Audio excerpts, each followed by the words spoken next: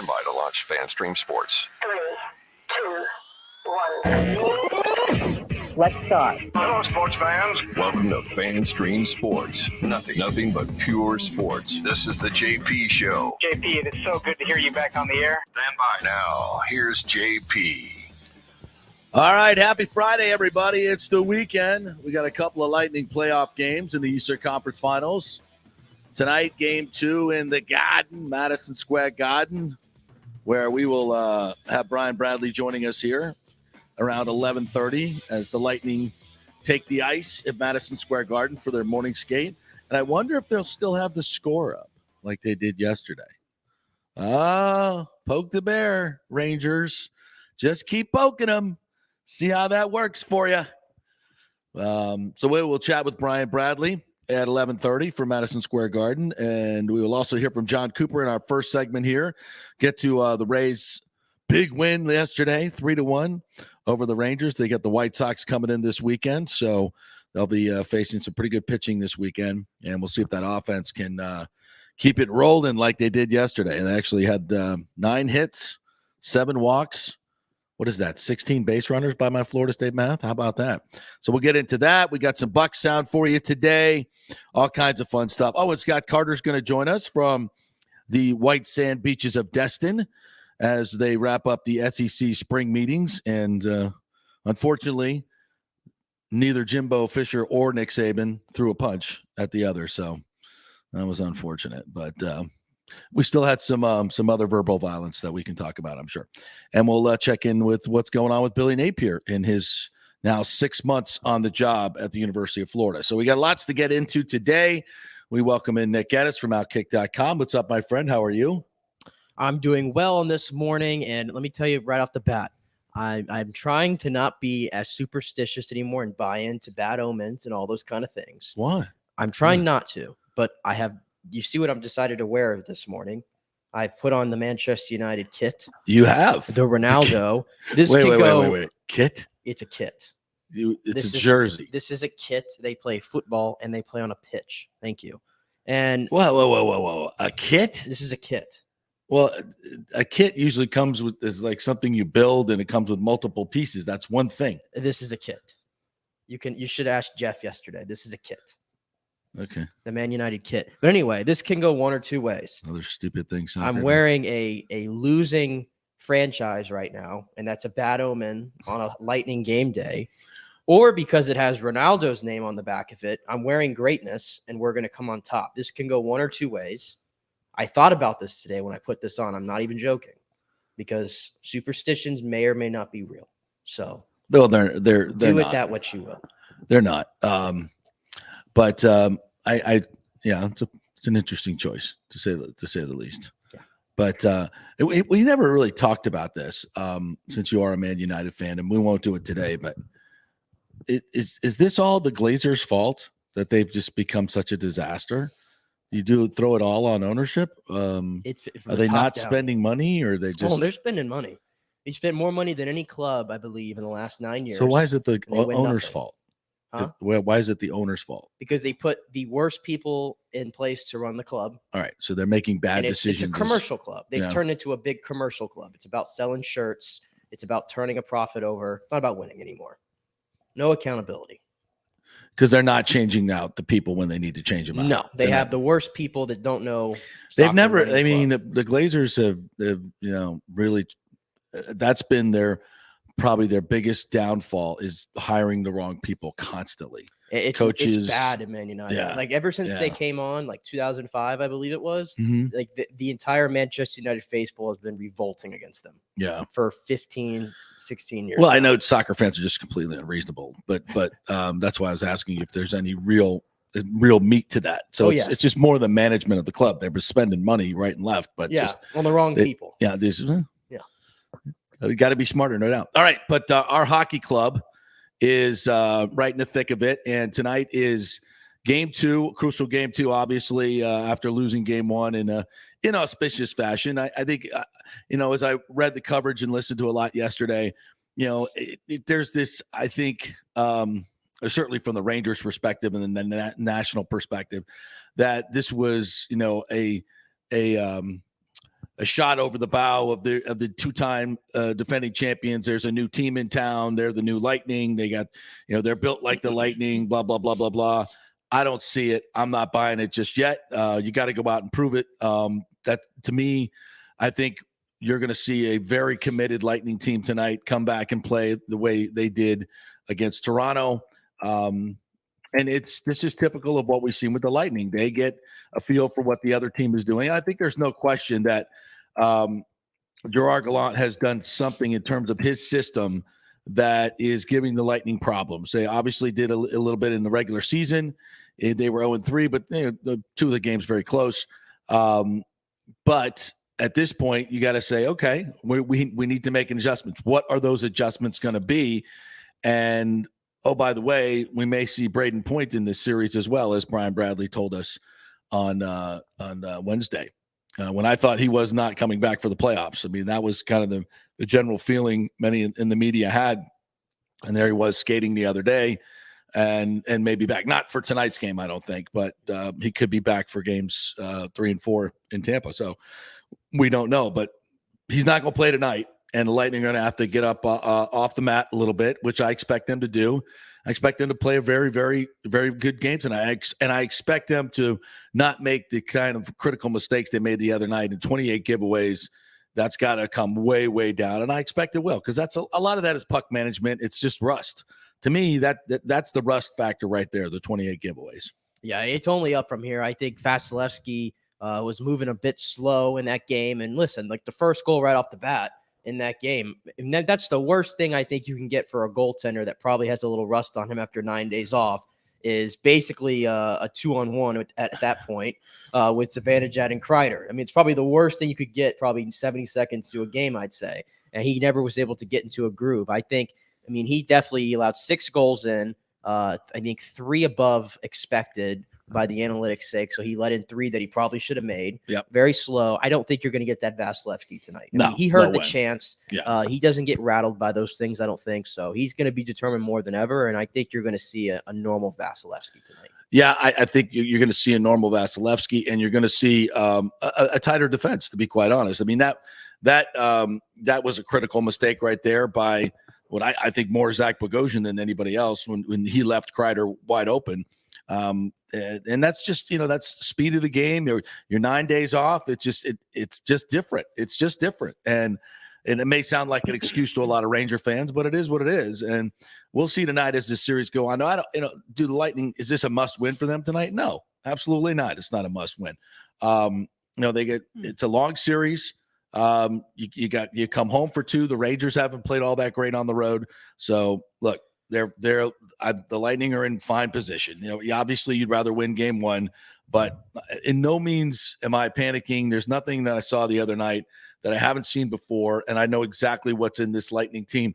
They continue to bounce back. I mean, 18 consecutive times. This is what they've done in the playoffs against the best teams. That's just not coincidence. There's something to that.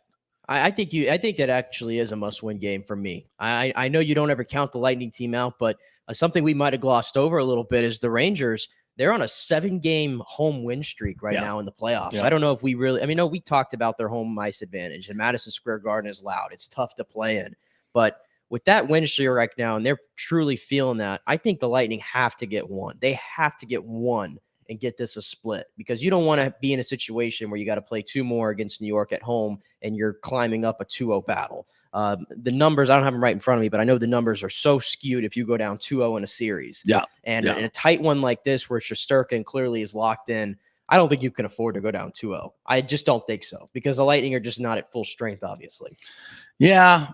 Again, if they lose tonight, they'll hopefully get Braden Point back for 3 and 4 in the rest of the series, and that gives you a little lift as well. So, well, hey, look, it really, you got to get to 4. That's all there is to it. Yeah. You got to get to 4, and I think the Lightning know the importance of tonight's game. It's just come out and play like you can. And I think Kucherov, when you went back and looked at the game, he had 6 or 7 shots on goal.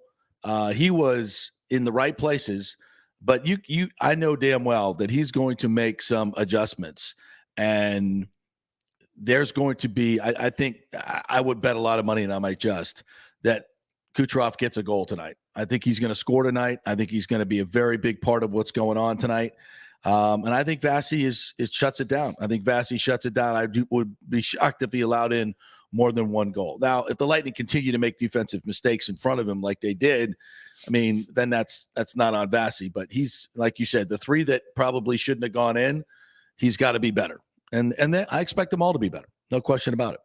And yes, I think it is interesting that, and Dan Lucas tweeted this out because they were at the morning skate yesterday, or the skate yesterday, that the Rangers left the score up on the Dashers while they practiced.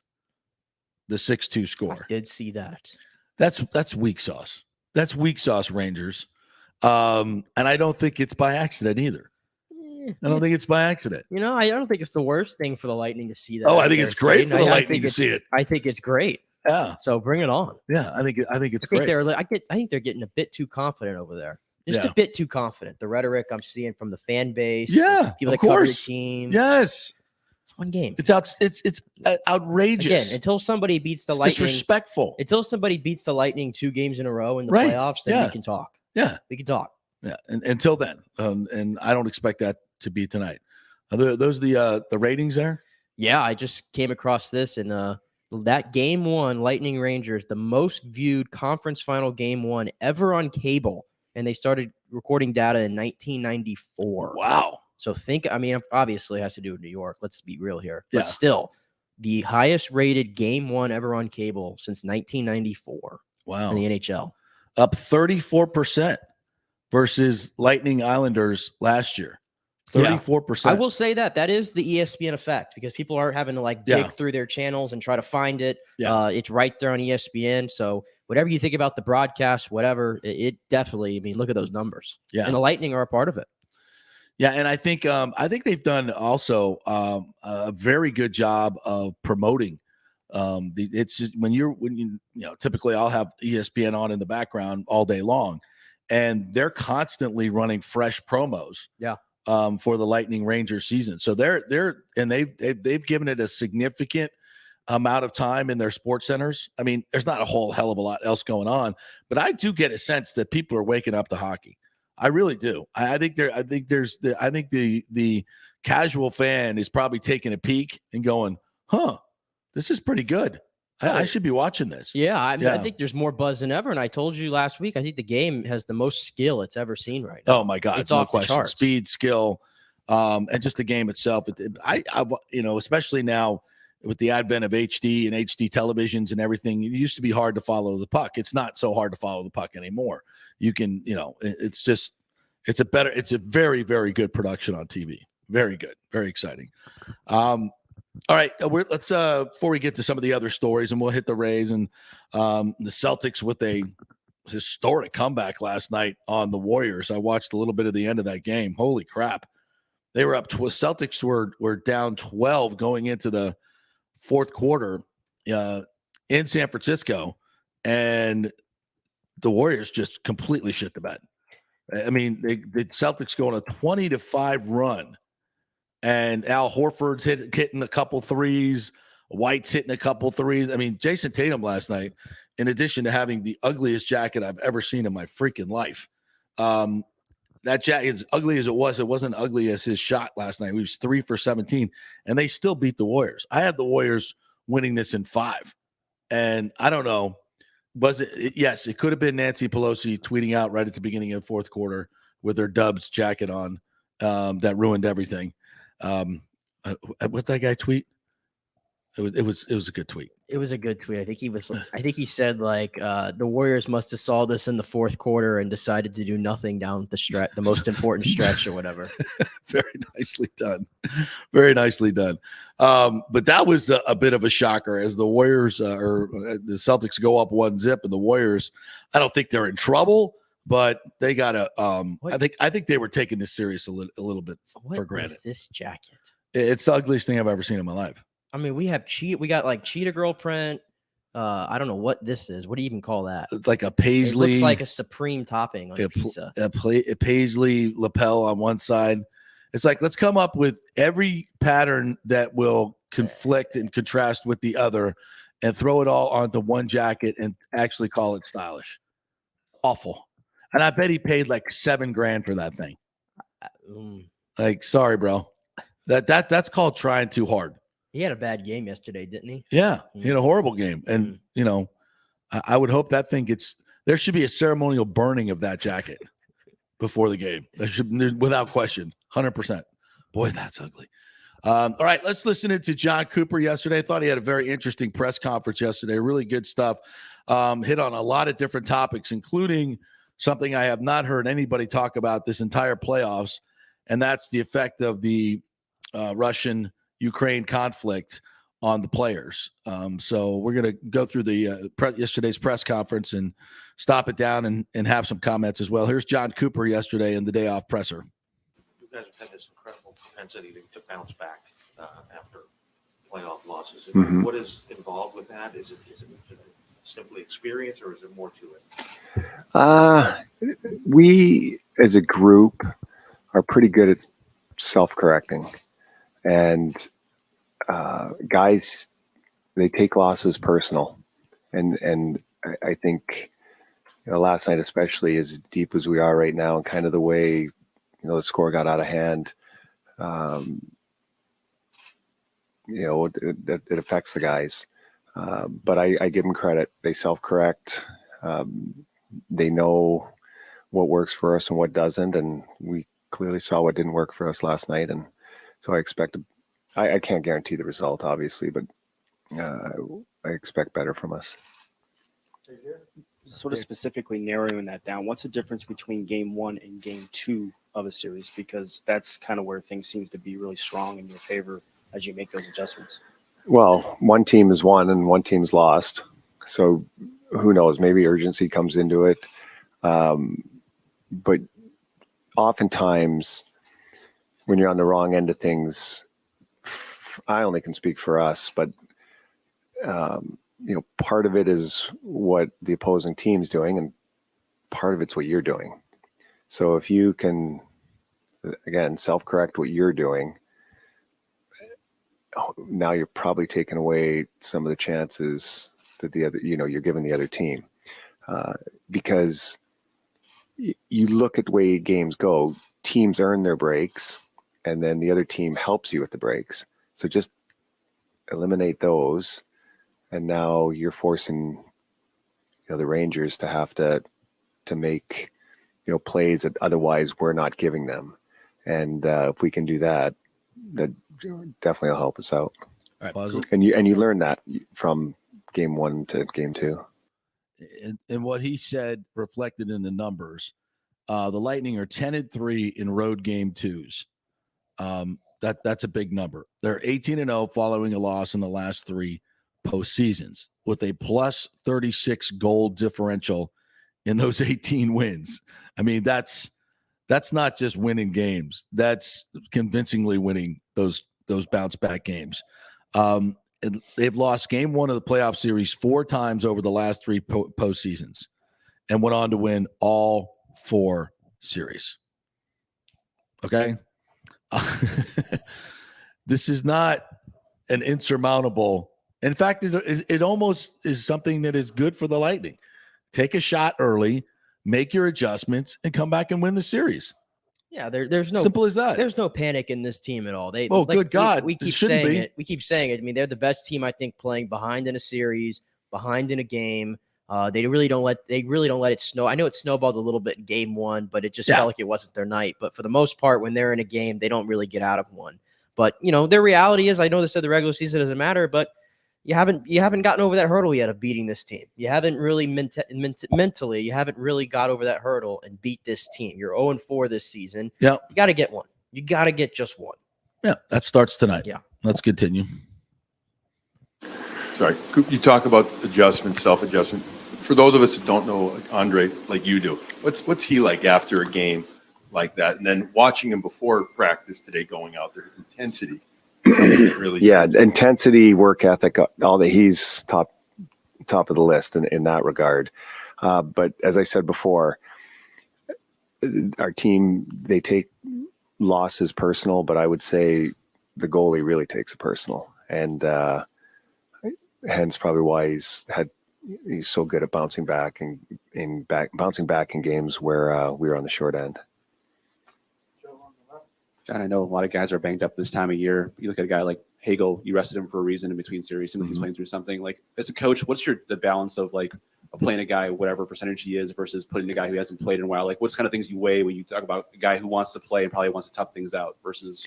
Well, first of all, it's a communication with the player and medical. Everybody's got to be on the same page in that regard. But we're not going to put a player out there that we're putting him in harm's way, and second, like putting the team in harm's way. So if he's not able to get the job done, then he won't be out there. But we've felt that he's in a position to do his job, and hence why he's playing. John, what is the thinking on why there are so many great Russian goalies right now in the NHL? Not just these two, but there's others. It's gosh, I have no answer for it, but you look. I was hoping for something juicy there. I don't know. We go through the times when, and I'll probably screw up the order, but like there was a time when every great goalie seemed like they came out of Quebec, and there was a run of all those guys that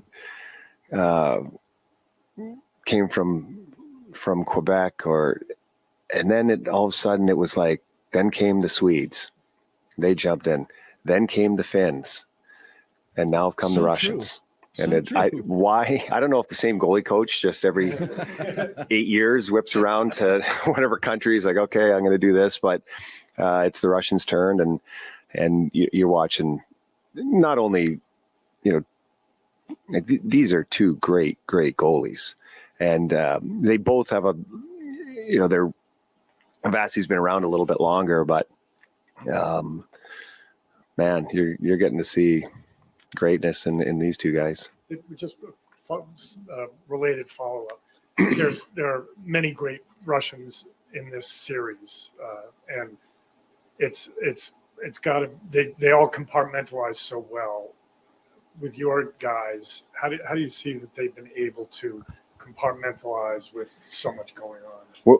Well, you would have to ask them. It has to be an extremely difficult situation. When we have a massive ocean in between what's going on, probably makes a little bit of a difference, but I don't think anybody takes into consideration, the players are here, but their families are over there. And so it kind of puts in perspective, kind of what we're doing and what's actually, going on in the world. And, ultimately it comes down to, guys having to do their job, but it can't be easy. And I feel for all of them. But it's like I said, they're over here and there's so much going on over there. It's, you just feel for everyone, and it's got to be tough on them. Just two unrelated. One of which, back to Andre for a moment. You were pretty adamant last night about not making an excuse of the 9-day layoff and whatnot. But I wonder for a goaltender if that is more of an effect trying to move the speed of things. When I say everybody's affected, the goaltender's included in that. You just don't get to replicate a playoff game of this magnitude in practice. And like I said, it's not why we lost.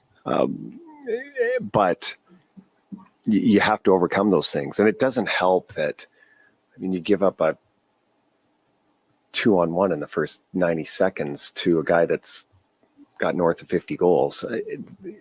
That's tough. But I thought we rebounded after that. We just, maybe got a little tired as that game wore on. But to answer the questions before, now we've dipped our toes in the water here in game one. We better jump into the deep end here in game 2. But it was good to get that one out of the way. It just sucks about the result. As much as just Yeah, it's interesting what we haven't heard anybody really talk about the Russian thing. And it didn't seem like, Coop was giving us anything, like any personal conversations that he's had with the players. But, I think I'd kind of like to hear the players talk about it, but I don't know if they're going to make them available to even be asked about it. It's got to be tough. It's got to be a really, really tough situation. And for some, we have no idea. They could have family in Ukraine. They could have family fighting, in the Russian army. They could have family that have died. We have no idea what's going on. And it's tough. And when you see all these Russian players out there, and let's just be honest, at times they haven't played their best. And I put Vasilevsky in that category. We have no idea what's going on at home. And I think everyone needs to be really cognizant of that. Yeah, for me personally, it's like I wouldn't want to ask them because I guess I wouldn't want to if they're trying to compartmentalize it and just kind of ignore it. You probably don't want to draw light to it. It's probably why we haven't seen them a lot on the dais. Probably, yeah. But even then, you have to feel for the situation. I thought Coop said the best he could probably say to that question on the spot there. It's a tough situation, but I don't think we really need to hear from them on it, honestly. Yeah, and also because there could be some questions that are are pointed to them that are maybe unfair questions, or questions that put their family. There have been. I know that when Ovechkin was going through this, people were basically saying, you need to denounce your relationship with Putin and what have you. And you're getting into a complicated area of things that are so far beyond sports that you just don't want to put the players in those positions. So it's definitely a hard situation, obviously, for everybody. But, in regards to the other things he said, though, like I said, I don't think the Lightning were ever out of I don't think they were out of that game until they really were until it went to 4-2, where I kind of went. I'd say 5-2, but 4-2, 4-2 kind of the two back-to-back goals by Hedl with all the pressure in that end. It just seemed like at that point the ice had tilted so far you weren't sure that you could get back. Yeah, there was no coming back from that. But I think they just needed, and he said they got maybe a little tired. They just need to move their feet a little bit. Mm-hmm. They just need to move their feet. I think the defensive marking in front of the net was horrendous on the first Hedl goal. I think where you had 4 guys down there and he's just sitting in the middle of the square basically. A lot of time and space. Which we didn't see at all in the. They just kind of stopped forechecking. Yeah, and they just given up way too much time. It was almost exactly what we saw against Toronto early on. It was a replay of those games where they're making defensive mistakes. The only thing they didn't do is take stupid penalties, which they did against Toronto. But this is just, it reminded me a lot of the way they played early on in that Toronto series. And that's when, Corey Perry stepped up and said, this is not the way we play, you guys. And I played against you guys the last few years. This is not the way the Lightning play. We need to step up our effort. And I think when you have 9 days off, you can feel like you're putting forth effort, but your timing and your energy level and what you're putting out there just isn't quite good enough. And I think you'll see that gradually get back to that level. And it needs to start tonight. No doubt about it. All right, let's take a quick break. We'll come back on the other side. I want to get into the Rays win last night. By the way, the Avs made it 2-0 over Edmonton last night with a very convincing 4-0 win. Hopefully that does not happen in our series. But when we come back, we'll talk some Rays baseball. And Scott Carter's going to join us from Destin. And we'll talk about the SEC meetings, what's going on with Fisher and Saban. Stay with us.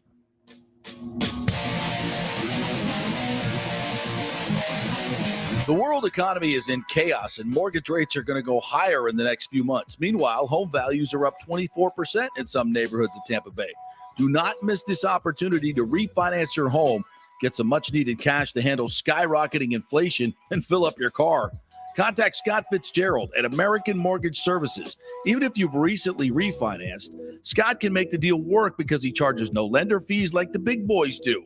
He will also shop your loan around to dozens of lenders and get the best rates and terms. Let them compete for your business. The big banks charge huge lending fees. Customer service is simply a phone number with endless wait times. Scott is local and will personally take your call. Here's his cell phone number. Tell him JP said you could call. 813-294-7595. Scott's done over 3,000 loans, including many coaches and athletes. He will answer your calls and concerns and give you workable strategies to be smart with your money. Reduce your payments. It's not just what you make, it's what you keep.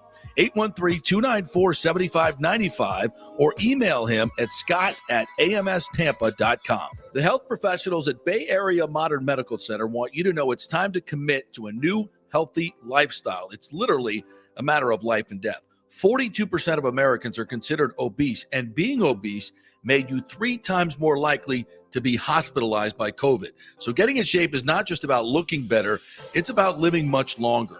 At Bay Area Modern Medical Center, they take a very different approach to primary care. It's personalized preventative medicine.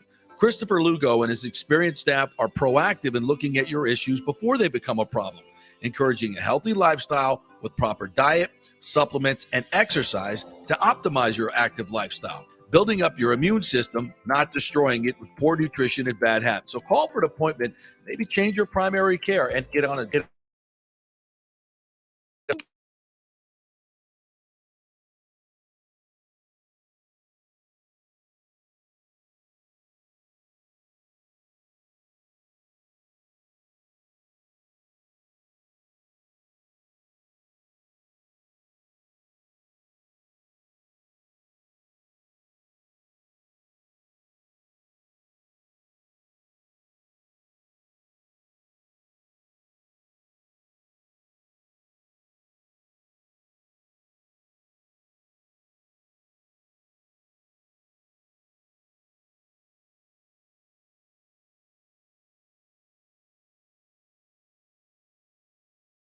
Christopher Palermo at PalermoPA.com.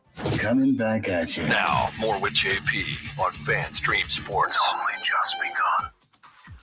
All right, welcome back to the JP Peterson Show, brought to you by the law offices of Christopher Palermo. You can reach him at PalermoPA.com. And if you have had construction done or built a new house in the last 10 to 15 years, a lot of substandard stucco product was used on your home, and many of you can claim damages if you know what you're looking for. And the man with the template to that is, of course, Christopher Palermo. He's an expert in the field, recovered millions for his clients. So if you think you have some issues with some bad stucco work, you have some water damage, and your builder has said, sorry, that's just normal settling, it's not. You have an actionable case. So give him a call over there and find out if you have a case, and he will take your call for free and let you know. Go to PalermoPA.com and get all the contact information right there. All right, let's welcome in our good friend Scott Carter, senior writer at FloridaGators.com. Lots going on with the Gators right now in softball and baseball, but of course, we just want to talk about football and other things. But we'll talk about everything. And Scott Carter joins us now. What's up, Scotty? How are you? Hey, JP, doing well, man. You're right. There be out baseball tonight, the Gainesville Regional, but yeah, football, man. It's dominating the headlines as it does generally. 364 days a year? Maybe one day it gets pushed back. Not often though. Not here in the South, right? Never. It's always football season. So what was your overall take? You were up there at Destin at the SEC meetings. I mean, there's so much to talk about with NIL, but of course, the big topic is the feud between Jimbo and Nick Saban, which clearly Daddy, the father of the FGC, Greg Sankey, pulled the boys into the room and said, knock it off, kids. Stop doing this in public, right? Is that basically what happened? Yeah, I think so. I mean, they were on their best behavior, and obviously everyone in Destin was kind of intrigued. But okay, what's going to happen when they actually see each other? Is Jimbo going to, get on a table and come down with an elbow or something? And I'm sure they had a couple of weeks, JP, or a few days to calm down, and they kept it pretty close to the vest. I mean, no fireworks really developed. I mean, you saw the press conferences and heard what was said, but whenever a guy goes off like Jimbo Fisher did, I mean, that was as angry of a press conference as I've ever seen. And I mean, it's not just vanished. Maybe they'll work past this, but I just don't see those guys ever getting together for a family barbecue again. And obviously, it's going to be great to see the build up to. We're going to do this again in about a month up in Atlanta at the SEC football media days, and then of course October 8th in Tuscaloosa. That I will not be there. I'll be with the Gators somewhere, but boy, that would be a fun game to be at, huh? That should be fun. A little bit of fireworks, a little bit of build up to that. And I guess the bigger question in the room is when you were listening to all the coaches talk this week about the NIL and the changes that it's brought, and which obviously sparked this Saban Fisher feud. What is their take on it now? I know everything is changing, but it's just like, of course, A&M bought all their players, as did Alabama, as did everybody else. That's what's going on now. It's called NIL. The boosters are involved, and that's the future of college football. So it's just weird to me that there's two coaches claiming that teams are buying players. Everybody's doing it. It's legal now. So what was your overall takeaway on NIL from these meetings? Well, I mean, it's almost like two camps, JP. You've got the veteran coaches like Saban and Jimbo and guys who have been doing this a while. I mean, Dan Mullen was in that camp. They're very uncomfortable with the new system and having to really just expand what they already do into a place that has kind of been hidden. People inside the sport, we all know what's going on. We've known it's been there forever. But now it's out there in the spotlight. And then you have the younger coaches like Billy Napier of Florida, who he's obviously, this is just part of the competition now. It's part of the game.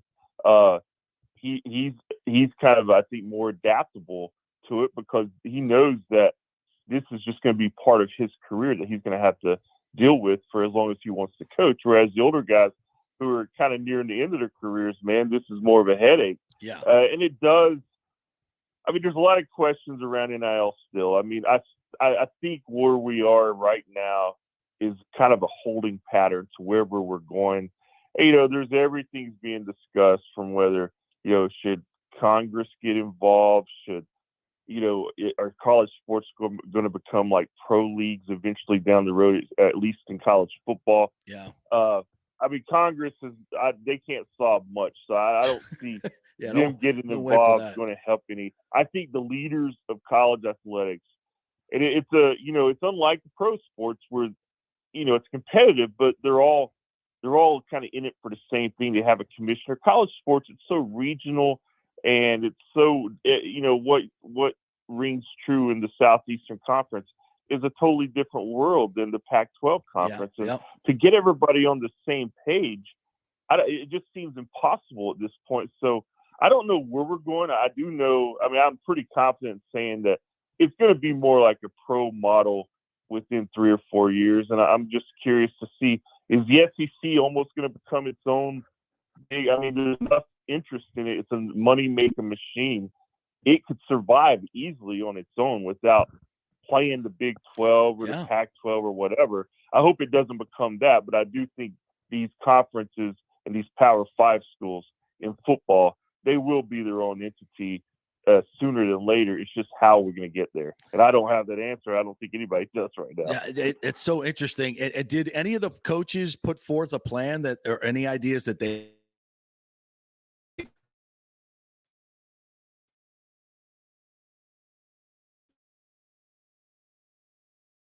he's involved at the highest levels? I'm sure they have some ideas. None of them have really taken root publicly yet. I just think everybody's kind of in that exploration stage, throwing darts and see what might stick and what doesn't. But it's the wild, wild west. That's the term you hear right now most often. And it's created a lot of, it's taken a lot of people out of their comfort zone. Yeah. And I don't know if that's necessarily a bad thing, but I do think for the long-term health of the sport, you've got to create some kind of sustainable model that still values,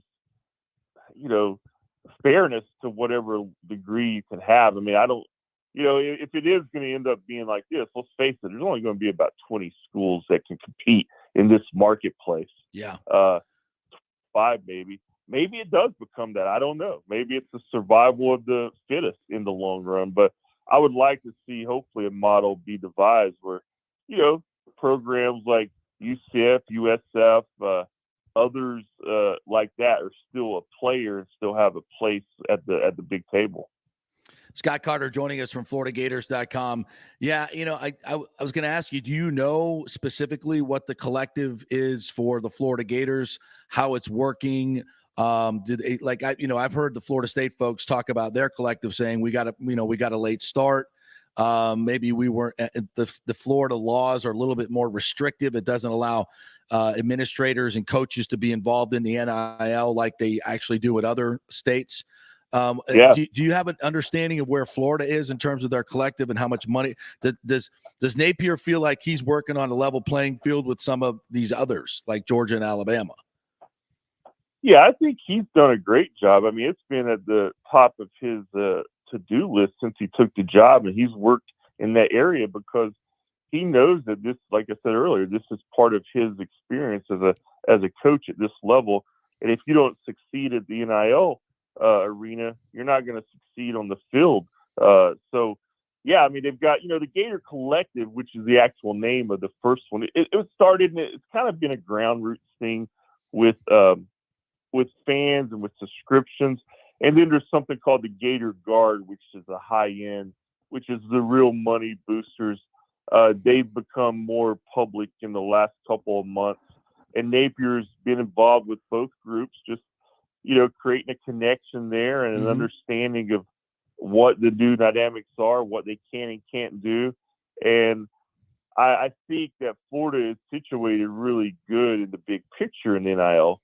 But again, I don't know long term if this is sustainable because what you mentioned earlier is true.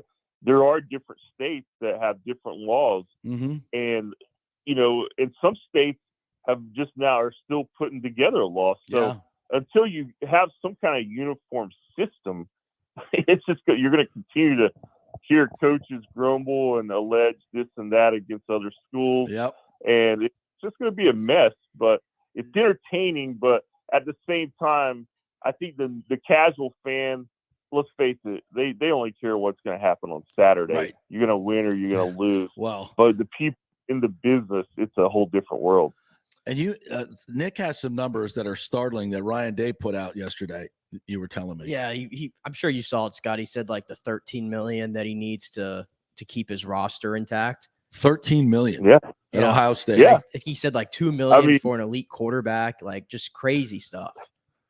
Yeah, I mean, it's basically a payroll. Yes. I mean, I can remember, you can look around in the pro sports. I mean, they have higher payrolls than that, but, it's going to be that. That's what it's going to be.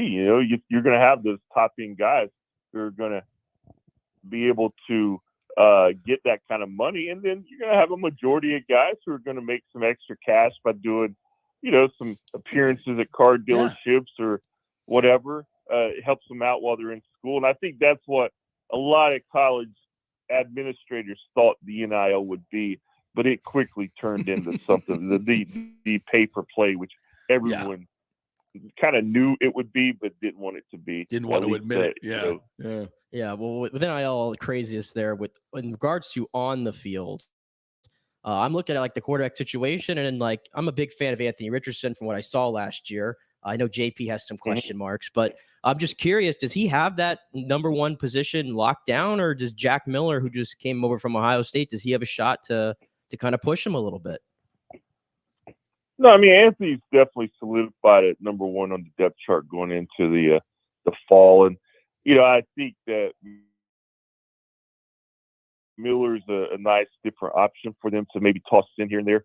But, I mean, this team, this program, I think it's going to go as far as Anthony Richardson can take it in year one. I mean, he's a dynamic player. There are a lot of question marks about him. I mean, number one, can he stay healthy? Number two, how good of a true passer is he?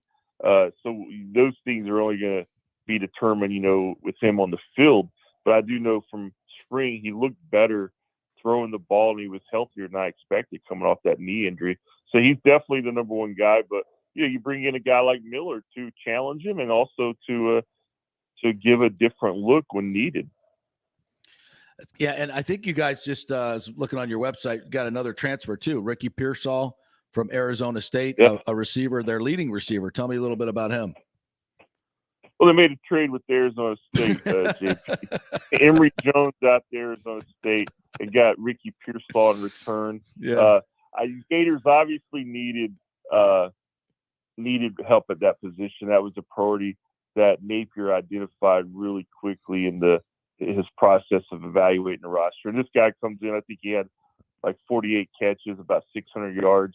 He'll immediately, I think, be a starter at Florida with probably Justin Shorter and Trent Whittemore. Mm-hmm. It didn't allow some of the younger receivers like Xavier Henderson and Jamarcus Weston and those guys to get another year in the system and develop some more.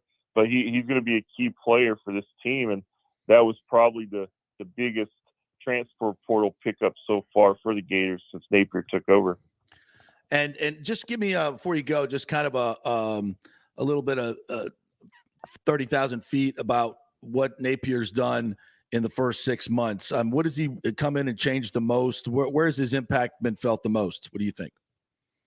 It's a whole new organizational structure. I think he's added depth there, modernized the organization, and really, I think, arranged it to succeed in this new world that he knew was coming and was preparing for. We heard a lot of talk from people who know him, like how organized he is and how much of a plan he had, and that's a big reason why Scott Strickland hired him. But then for the last 6 months, we've seen him really put that into work. I mean, he's doing some things here that, in my time around, I've never seen in terms of off-season conditioning, in terms of just building a program from top to bottom, not only from the NIL and trying to acquire your high-end recruiting classes, but also just student-athlete development. I mean, there's I think 9 players are going to Greece as part of a program this summer. I mean, that's something they've never done. So it's a different world, man. And Billy Napier, he does seem built for this world. And, of course, we all want to see what kind of a team he puts out in year one. And that will answer that question coming, it's less than 100 days until the kickoff, man. It's hard to believe. Who does Florida open with?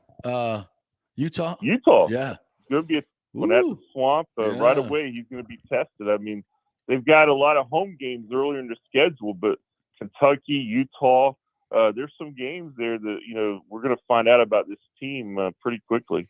Well, it's no USF opener, but, Utah's not a bad program. Comes up here. That's right. Yeah, they're coming up early in the season. They got a lot of optimism surrounding them this year. So it's a brave new world, my friend. And we've got to let you talk a little bit about the softball and the baseball team. Softball team won 7-1 yesterday at the World Series. Nice debut there. Yeah, we've had some unexpected turn of events, man. I was thinking I would probably have an easier June than normal, but the softball team got hot. Now they're in the College World Series, and I'm going out tonight to the opening game of the Gainesville Regional. The baseball team's playing its best ball of the year. So, these teams, I know it is all football for a lot of people all the time, but one thing about the Gators, they keep you busy in all these sports, and they've got a couple of great coaches, and Tim Walton and Kevin O'Sullivan, who, challenge for the titles every year. All right. Good luck to the Gators there, and we'll check in with you next time that the SEC gang gets together up there in Atlanta. Sounds good. Thanks, partner. All right. See you, JP. Scott Carter there at FloridaGators.com, and follow him on Twitter at Gator Scott. All right. We'll take a quick break. We'll come back. We'll talk some Rays baseball with you. Governor DeSantis says to the Rays, you want to get involved in politics? You want to dip your toe in the water? Well, you may not like what you find out. We'll talk about that and the win when we come back.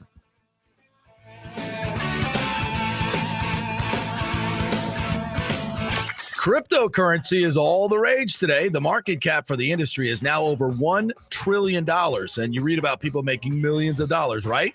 You want to get in? but have no idea what to do? Or maybe you dabbled a bit and you want to unlock the real money-making opportunities and don't know how to do it. There are over 10,000 tokens and thousands of decentralized finance exchanges to navigate. So what do? You go to DeFiLava.com. The folks at DeFiLava.com are in Tampa Bay, and they work with you directly to set up custom accounts, answer all your questions, and provide market analysis. Decentralized finance and cryptocurrencies are here to stay and will change the financial markets as we know them. Get in the game.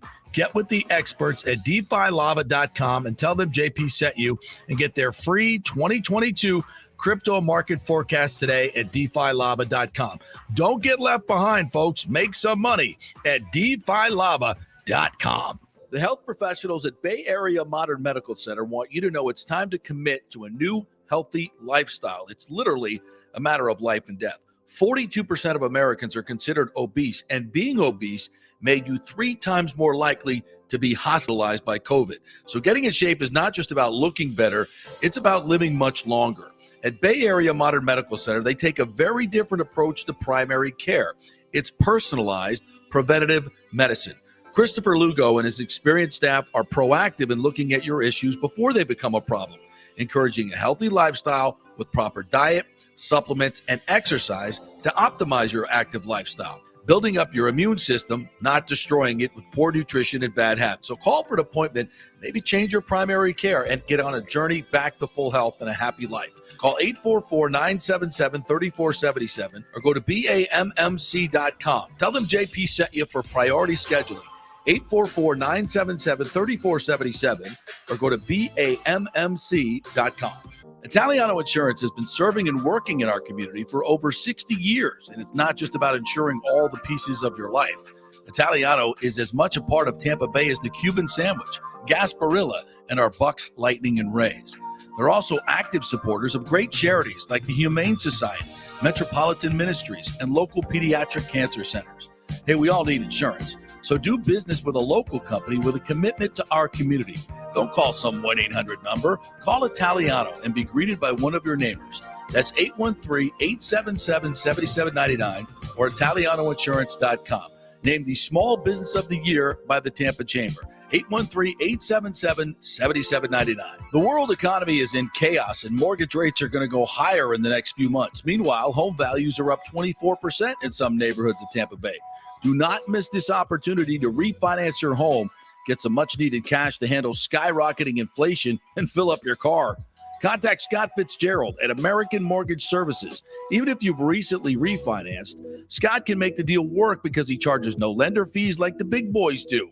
He will also shop your loan around to dozens of lenders and get the best rates and terms. Let them compete for your business. The big banks charge huge lending fees. Customer service is simply a phone number with endless wait times. Scott is local and will personally take your call. Here's his cell phone number. Tell him JP said you could call. 813-294-7595. Scott's done over 3,000 loans, including many coaches and athletes. He will answer your calls and concerns and give you workable strategies to be smart with your money. Reduce your payments.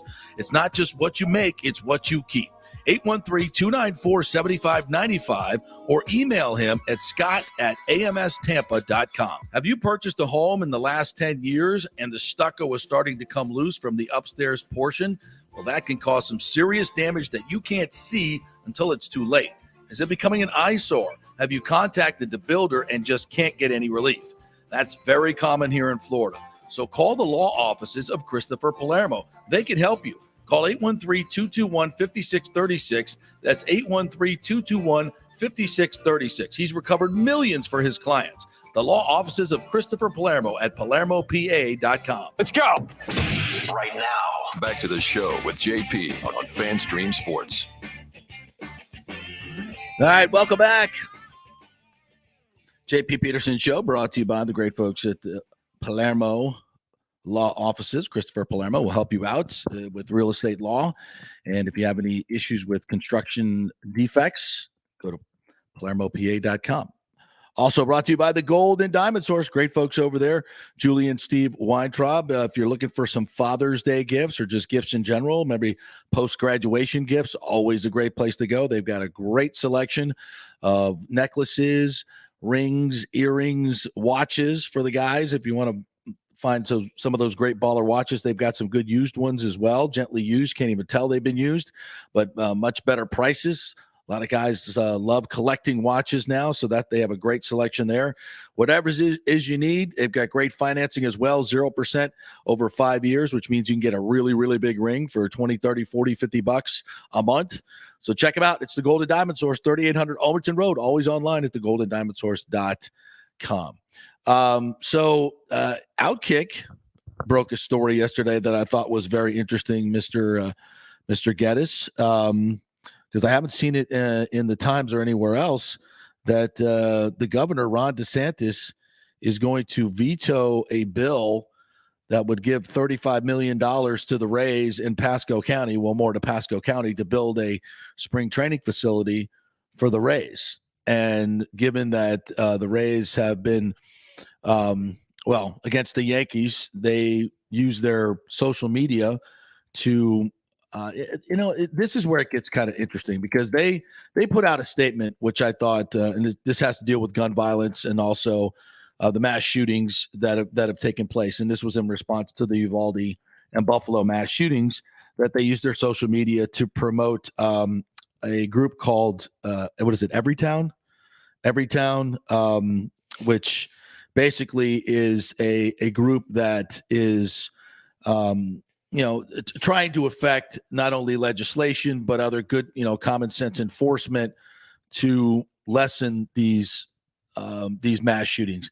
I hate to call it gun violence, because that kind of, that denotes that it's the gun creating the violence, and that's not how it works. Somebody has to pull the trigger. I am all for common sense gun legislation, background checks, universal background checks. I mean, you look through a lot of these situations, you can point the finger at so many things. Lack of enforcement, lack of adhering to protocol, lack of investigation by the FBI, lack of anybody taking responsibility for dropping the ball on these investigations. We've seen that time and time again. The fact that it is easy to purchase guns in America, there's no question about it. It's probably too easy. I mean, you can make the case that, should 18-year-olds be able to purchase AR-15s? You got to be 21 to drink. That those two things seem, like they don't really line up. And then, you've got a lot of folks that are just all for, we've got to ban guns and take guns away.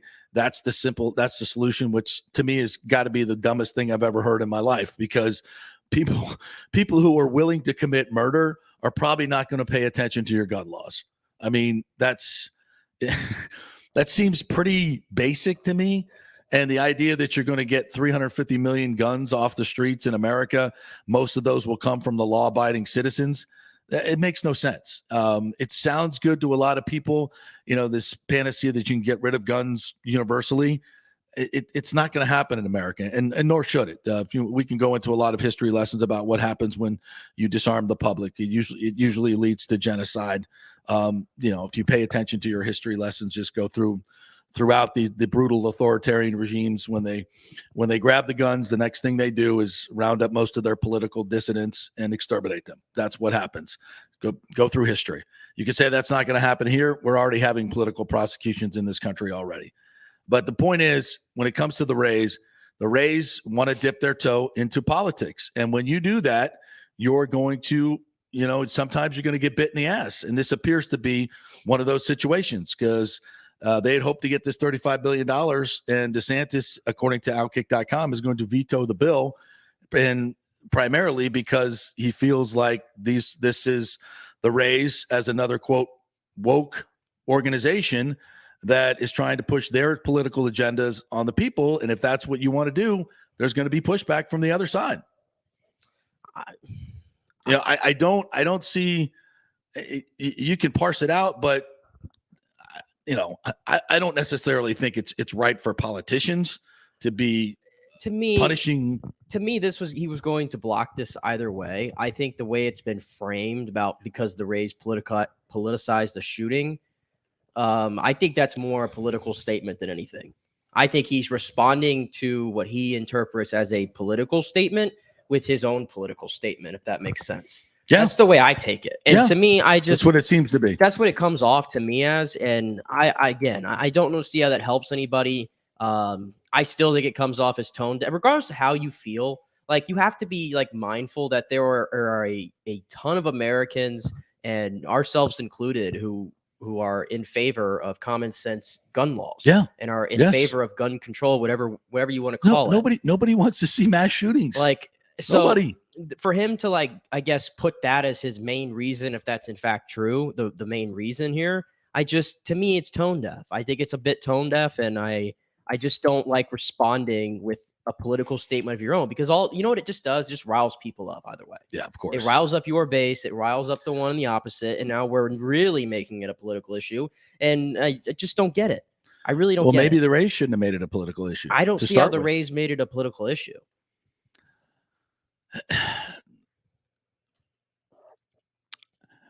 They use their they have a big platform. They did it with the Yankees. They put out a very nice statement and said, for one day, for one game, we're going to just cite facts. And they cited every fact they brought up about gun facts in the U.S. and the world. Yeah. I don't see how that's a political statement. The way that those statistics are framed, and a lot of what this group that they're supporting is saying is blaming these incidents on guns. And,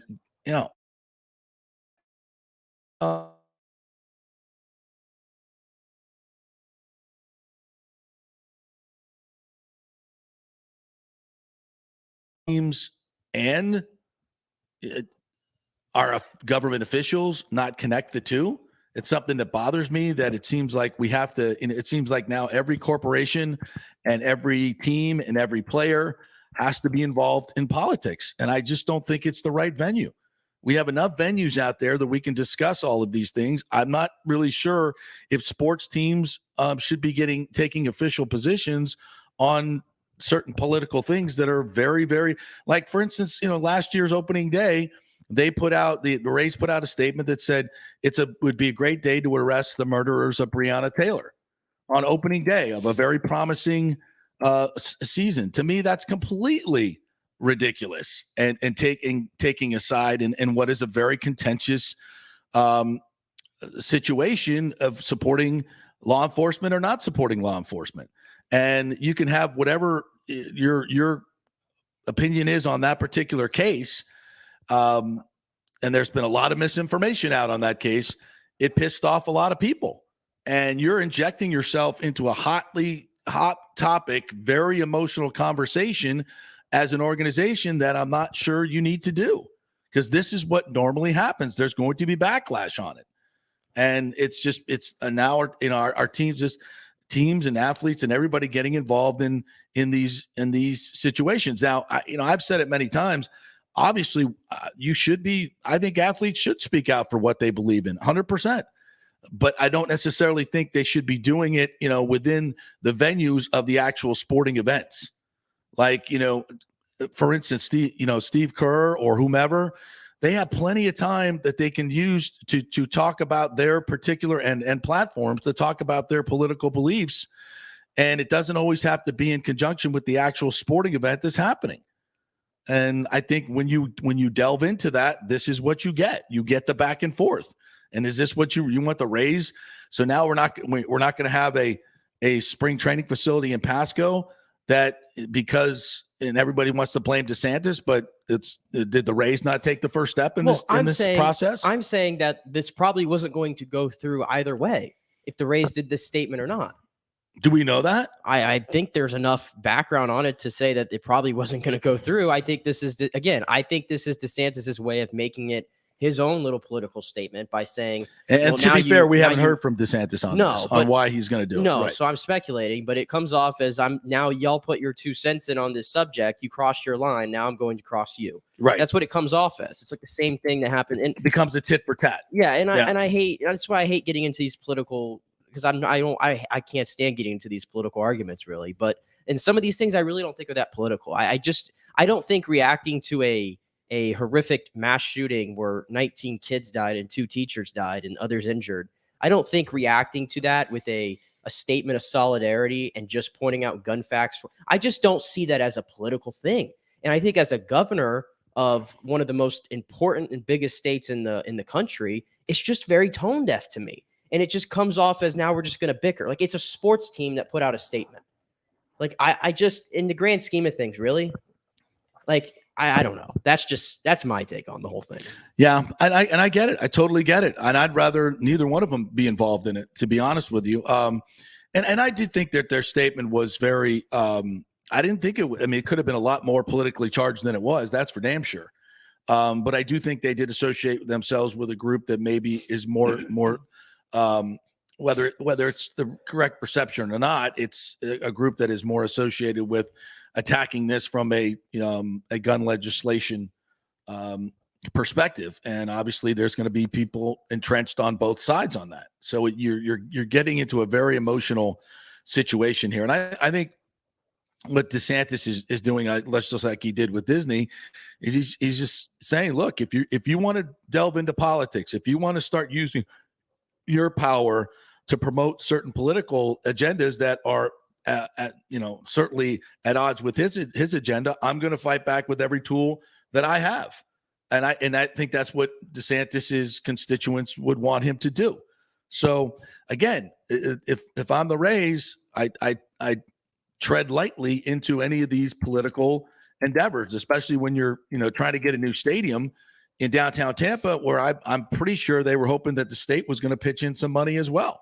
So that now, does that become somewhat in danger? I don't want to see the Rays get in this middle of this political spat when it's going to affect if we get this stadium done or not. That's my biggest fear is, again, teams and people, individual people can have their political thoughts, but when you delve into something this emotional, this is what you're going to get. So I think maybe more than anything, it's just like, let's just chill with all of it. If players want to say stuff, if the owner wants to come out and say something personally, let them do it. Let them do it. And that way it would be very hard for a political organization or DeSantis to sanction the Rays if, say, Kevin Cash came out with a statement on it, or Stu Sturmer came out with a statement on it, because they're speaking for themselves and not necessarily the team. That sounds like a better way to handle it to me. I don't know. What do you guys think? You can jump on Twitter at any time at FanstreamJP or at Nick Geddes News or at the JP Peterson Show and let us know what you think. Here's AJ comments. He says DeSantis was probably going to veto the money anyway. However, he saw an excuse to score some political points in an election year. This probably hurts Pasco more than it sticks it to the Rays. That's probably true. That's probably true. It does stick it to the Rays. I mean, if they're planning on moving their spring training facilities up there, then it probably throws a wrench in it. Yeah. But there's no question about it. And that's what happens when you dip your toes into the political waters. Sometimes it's going to bite you in the ass.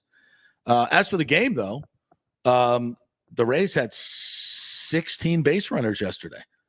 That's news right there alone. They win 3-1. Nice outing by Corey Kluber in the spot where he had a no-hitter last year.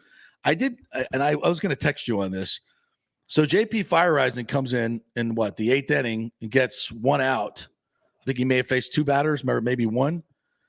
And I'm thinking, okay, well, let's bring him out for the ninth inning. And then Cash brings out your boy, Ryan Thompson. Yeah. I was like, what?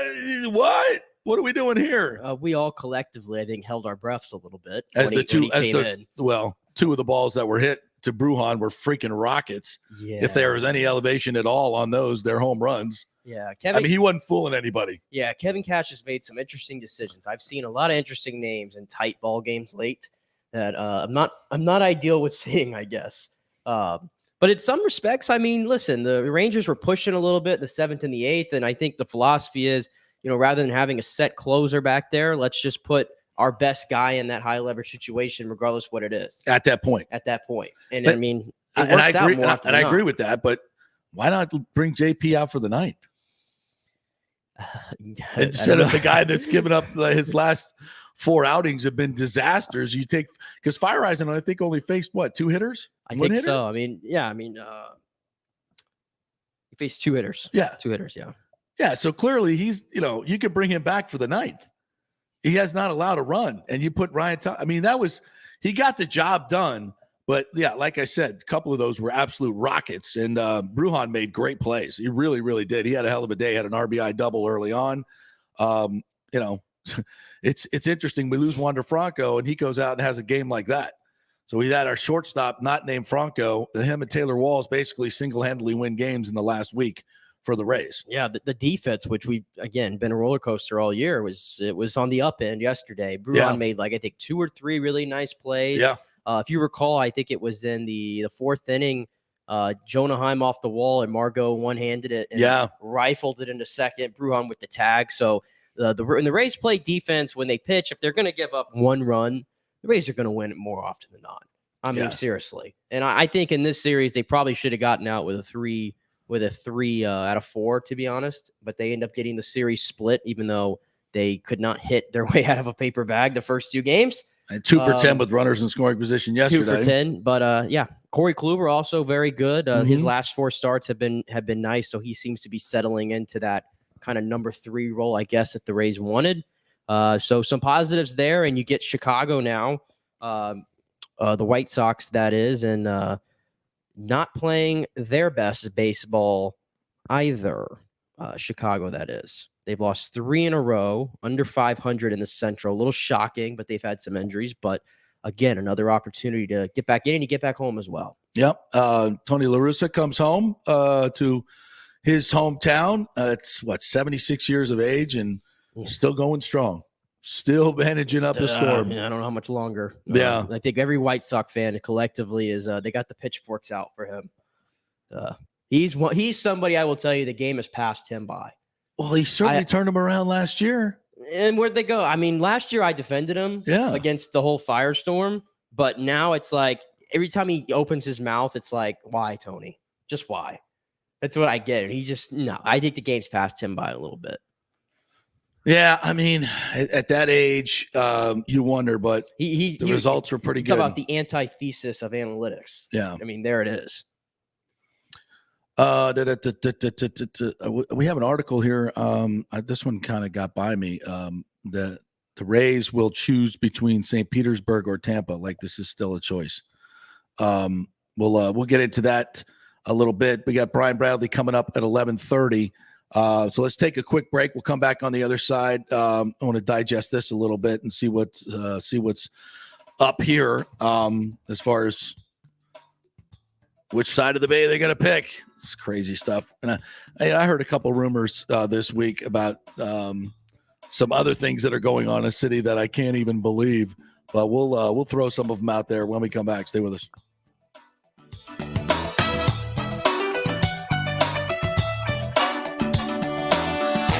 The world economy is in chaos, and mortgage rates are going to go higher in the next few months. Meanwhile, home values are up 24% in some neighborhoods of Tampa Bay. Do not miss this opportunity to refinance your home, get some much-needed cash to handle skyrocketing inflation, and fill up your car.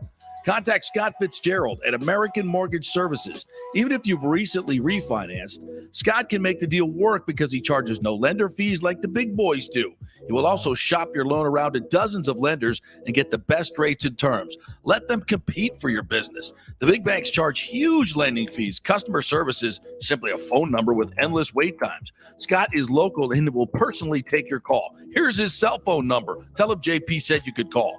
813-294-7595. Scott's done over 3,000 loans, including many coaches and athletes. He will answer your calls and concerns and give you workable strategies to be smart with your money. Reduce your payments. It's not just what you make, it's what you keep. 813-294-7595 or email him at scott@amstampa.com. Have you purchased a home in the last 10 years and the stucco is starting to come loose from the upstairs portion? Well, that can cause some serious damage that you can't see until it's too late. Is it becoming an eyesore? Have you contacted the builder and just can't get any relief? That's very common here in Florida. So call the law offices of Christopher Palermo. They can help you. Call 813-221-5636. That's 813-221-5636. He's recovered millions for his clients. The law offices of Christopher Palermo at PalermoPA.com. The health professionals at Bay Area Modern Medical Center want you to know it's time to commit to a new healthy lifestyle. It's literally a matter of life and death. 42% of Americans are considered obese, and being obese made you 3 times more likely to be hospitalized by COVID. So getting in shape is not just about looking better, it's about living much longer. At Bay Area Modern Medical Center, they take a very different approach to primary care. It's personalized preventative medicine. Christopher Lugo and his experienced staff are proactive in looking at your issues before they become a problem, encouraging a healthy lifestyle with proper diet, supplements, and exercise to optimize your active lifestyle, building up your immune system, not destroying it with poor nutrition and bad habits. So call for an appointment, maybe change your primary care, and get on a journey back to full health and a happy life. Call 844-977-3477 or go to BAMMC.com. Tell them JP sent you for priority scheduling. 844-977-3477 or go to BAMMC.com. Italiano Insurance has been serving and working in our community for over 60 years, and it's not just about insuring all the pieces of your life. Italiano is as much a part of Tampa Bay as the Cuban sandwich, Gasparilla, and our Bucks, Lightning, and Rays. They're also active supporters of great charities like the Humane Society, Metropolitan Ministries, and local pediatric cancer centers.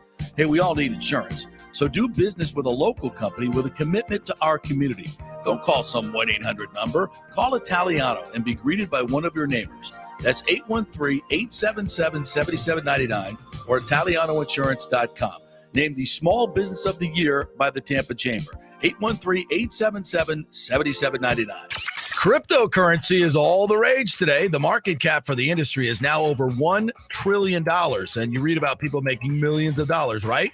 You want to get in, but have no idea what to do? Or maybe you dabbled a bit and you want to unlock the real money-making opportunities and don't know how to do it. There are over 10,000 tokens and thousands of decentralized finance exchanges to navigate. So what do? You go to DeFiLava.com. The folks at DeFiLava.com are in Tampa Bay, and they work with you directly to set up custom accounts, answer all your questions, and provide market analysis. Decentralized finance and cryptocurrencies are here to stay and will change the financial markets as we know them. Get in the game. Get with the experts at DeFiLava.com and tell them JP sent you and get their free 2022 crypto market forecast today at DeFiLava.com. Don't get left behind, folks. Make some money at DeFiLava.com. Pure sports. JP is back on. Welcome back. FanStream Sports. All right, welcome back. We're going to chat with Brian Bradley here at 11:30, so we'll get back into the Lightning Game 2 tonight. Madison Square Garden in just a bit. We're brought to you by Bay Area Modern Medical Center in your second hour. If you're looking for a new primary care physician, Christopher Lugo and his medical team will take good care of you. They work with our local military, keep our pilots in tip-top shape. They can do the same for you, whether it's testosterone replacement therapy, which they are experts at. Just had another friend ask me about that the other day. Sent them right over there. Or if you're looking to lose weight, get your immune system in order. A lot of stuff going around right now. We've all had the cough and the sneezing and all that good stuff. But being in tip-top shape is what it's all about. And they'll use modern techniques, modern cutting-edge techniques and supplements to help you out. So find out what it's all about. Bay Area Modern Medical Center, BAMMC.com. You can contact them there. Please tell them JP sent you. I just digested this piece out of the Times as far as the Rays and which side of the Bay they're going to work on. And it's basically, and I do enjoy reading these pieces because every time we do, I say, oh, yeah, this is what we've been talking about for a few weeks now. Again, this is interesting in that I guess the Rays showed up at a TSA meeting as a surprise. Sternberg showed up last month, but Tampa Mayor Jane Castor says they haven't had any substantive conversations with the Rays in a while. His chief of staff met with the Rays in late April, it says in the piece here. Doesn't say exactly what they're talking about. But Ken Welsh is quoted in this as well. And he's trying to find, wants to do the same thing that Mayor Kreisman was, trying to pick a developer for the Trop site and basically needs to know what's going to go on with the stadium in order to do that. And, Stu has been holding this up forever. So we're getting down to crunch time here. And a big part of this story talks about what we've been talking about, and that's the roof. Right now, while Mayor Welch is it seems like from his quotes in this story that he's probably looking more and more towards the Rays moving over to the Tampa side and him being more focused on what's going to go there at the Tropicana Field side. He's visiting Sacramento, where JMA, one of the companies that are finalists, have done some work. He's also visited Miami, where Midtown, another company, has done their projects. So he's really zeroing in on this. And as he said, you can't make that decision until you've got some certainty on the Rays. I think we're making good progress answering a lot of questions that have to be answered. Welch has a June 30th timeline to figure things out. The basis of this story says that we should know which side of the bay it's going to be by the end of the month. As Welch said, at some point for us to go forward and make significant investments in time and resources and to make a significant ask of the county for bed tax, they'll need to put a ring on it. I need to be engaged. Let's put it that way if he's going to go with the Rays. Raising the issue of a roof, and this is the problem with what we've been talking about for the last month.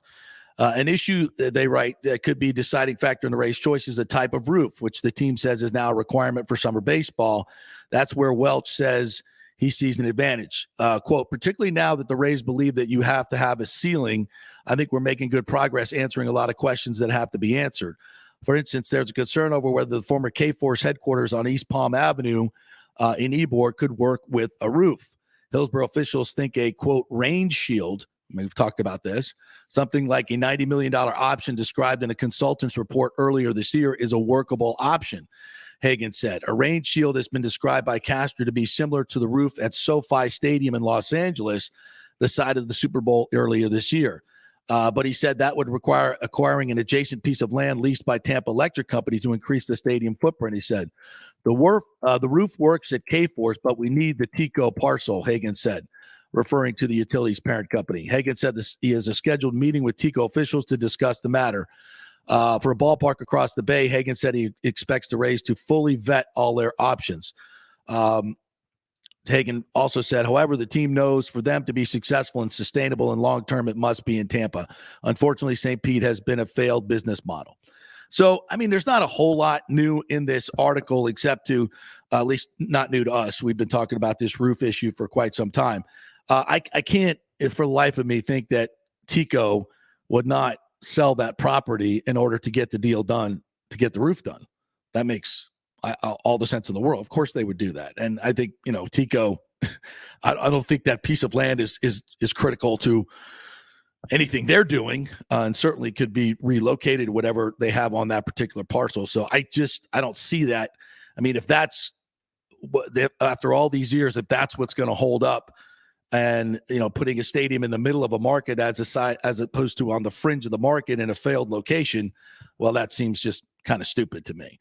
So all in all, with this quote news in this piece right here, all I see is that it feels like we'll know by the end of the month, which I believe is something else we've told you, that we should know in short order where this is going to be and how they move forward. And again, I'll just reiterate what I know.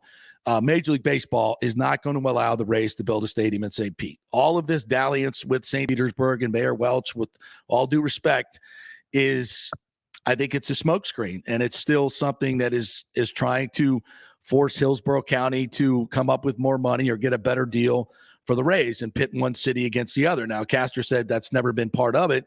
I think because she knows what Hagan knows and what Major League Baseball knows, that they're not going to allow them to build a stadium on that side of the bay. It's a failed location model, just because it's on the edge of the market. And I think Stu is wasting a lot of people's time, as he has done for a long time, and they just need to focus on Tampa and get the deal done in Tampa. Simple as that. And hopefully this roof issue will be worked out. I mean, do you have a problem if it's a rain shield, or do you have to have an air conditioned venue, which is going to probably add a lot more money I'm cool with the roof as long as they can have real grass. I want to somehow they need to have real grass on that field if they have a quote rain shield. I'm not as picky on these things. I guess if you're gonna go through all these hooplas, it's been so long, and do it right. And I think that's kind of what I think my take was when we had what was it, the thing they called it, the lampshade almost they called it, the sail.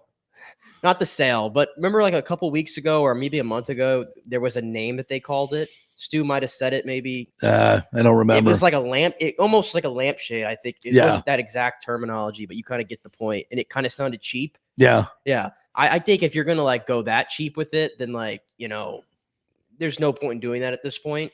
But in general, I don't really have a preference. Just like I told you all the time, you could pick the trop up and drop it on an Evor, and you know who's going to be smiling? Me. I'd be just fine. We could do so much better, though. We probably could do so much better. We probably could, but I mean, we could do so much better. Listen, I'm a trop lover, so yeah, I know you are because you've not experienced that. Have you been to any other major league parks? I've been to Marlins Park once, and it was the roof was closed. Yeah, but it has real grass. I thought the Trop was a much better facility. Then I haven't been to the Marlins. I thought Marlins Park had zero character and zero personality to it. Even with that, the Trop is quirky enough. For me. It gets by. It gets by. Yeah, we can do better than get. I think Marlins Park might be one of the worst in baseball, actually. Yeah, they botched the whole thing. They botched the entire thing. The location, the park, everything. It's just it's terrible. And that's why I always get mad when people say, "Oh, baseball doesn't work in Florida." It's like, well, we couldn't have done it. Our execution of these two franchises was the worst possible.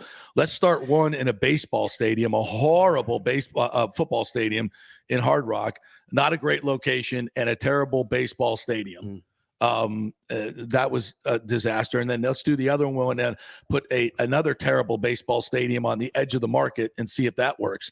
I'm surprised the Rays have had the success they've had, to be quite honest with it. I would say this: if I had one preference for the stadium, I would go to bat for indoor. I would. I know you'd rather see. You don't have a problem with the outdoor. Just me speaking, I know how hot it is in the summer, and I listen. I know I've lived here a long time. I get it. There's the heat, but I generally myself, I have no interest in baking in the sun for a baseball game. I have no business. They're mostly night games. Huh? They're mostly night games. It's still though, and during the summer it doesn't get hot. It doesn't get the. I will say this. A couple nights ago, I was up on the roof here. I needed a freaking sweatshirt. It was windy. I was like, it was beautiful. It was so nice in June. I'm like, I think I need a jacket here tonight. It was a little chilly. But obviously, that's not always the case. But at night, I mean, it's just as hot in other places. I get it with the rain and the lightning. The rain and the lightning. What time did it rain? Here, I'll give you a great example. What time did it rain last night? It's probably 6 o'clock, 5. I'm trying to remember. Yeah, started like 5:30, 6 o'clock. Yeah, it was a freaking monsoon. So last night, guess what? Rain out. Yeah, probably would have been a rain out. Yeah. I'm saying, I know it's like the obvious answer, but it's true. It's a logistical nightmare to have that. This is like the season where it rains literally from like 4 to 7 sometime. In that range. I think the numbers have been crunched, and you would have between 8 to 10 more rainouts if you didn't have a roof on the season, an 81 game schedule 0 right now. Yeah, so I think you have to have a roof of some kind. You have to have a roof, and you have to have shade. 100%. You got to have in some type of rain shield or whatever. 72 degrees. AC. I don't necessarily think you have to have be air conditioned 24/7. Maybe I'm spoiled. Yeah, I mean, in terms of if we're going to get the stadium or not, I think there's some things we can do. I'm so anti plastic grass. Like even the Ranger Stadium has the plastic grass. Well, they botched that whole thing. They're playing in a warehouse. Yeah, Talk about no character. Look at you. Those games were. Did you see how gloomy it looked in there? Awful. It did. The Trop does not look that gloomy on TV. No. That looked dark. Yeah. It's not inviting. At least the Trop has some vibrance to it. A little bit. Yeah. I mean, but it's just, I hate the plastic grass. I hate it. It's just not baseball. I can't look at it. You go to the games, it's just, ugh. And like, we can do better. We can do better. But I think they're going to spend $1 billion. For God's sakes, we can do better. I might have some hot takes, but I'm telling you, go sit behind home plate and just look around, like left to center, do a nice pan. I'm telling you, that's one of the best scenes in Tropicana Field in the entire MLB. Pan left to right from the outfield. I seriously, they have done so well to dress that place up, left to right. It's a lot better than it used to be. 100%. They put a lot of lipstick on that pig. The blue looks nice Still instead a of the pig. green that they used to have. Yeah. And like, remember they had the leaves going on the outfield wall. Yeah. Yeah. Yeah. It's better. It's way better than it used to be. No doubt about that. But yeah. If anything we learned from here, they are going to decide, I guess, Tampa or St. Pete. You'd be a fool to put that thing in St. Pete. So no, if this means we get happening. a finite answer by the end of the month, then cool. I think what Ken Welch is doing right now is doing his due diligence. And so when he finally decides that they don't want to spend $1 billion on a failed stadium, that he can go to his constituents and say, look, we tried our best. I tried my best, but MLB wants the stadium in Tampa. And that's great. And that's, in the end, I think that's what's going to happen. All right, we'll take a quick break. When we come back, Brian Bradley will join us from Shoot Around at Madison Square Garden as we get set for Game 2 tonight. I cannot wait for this one. This is going to be one hell of a hockey game. Stay with us. We'll hear from Brad's next.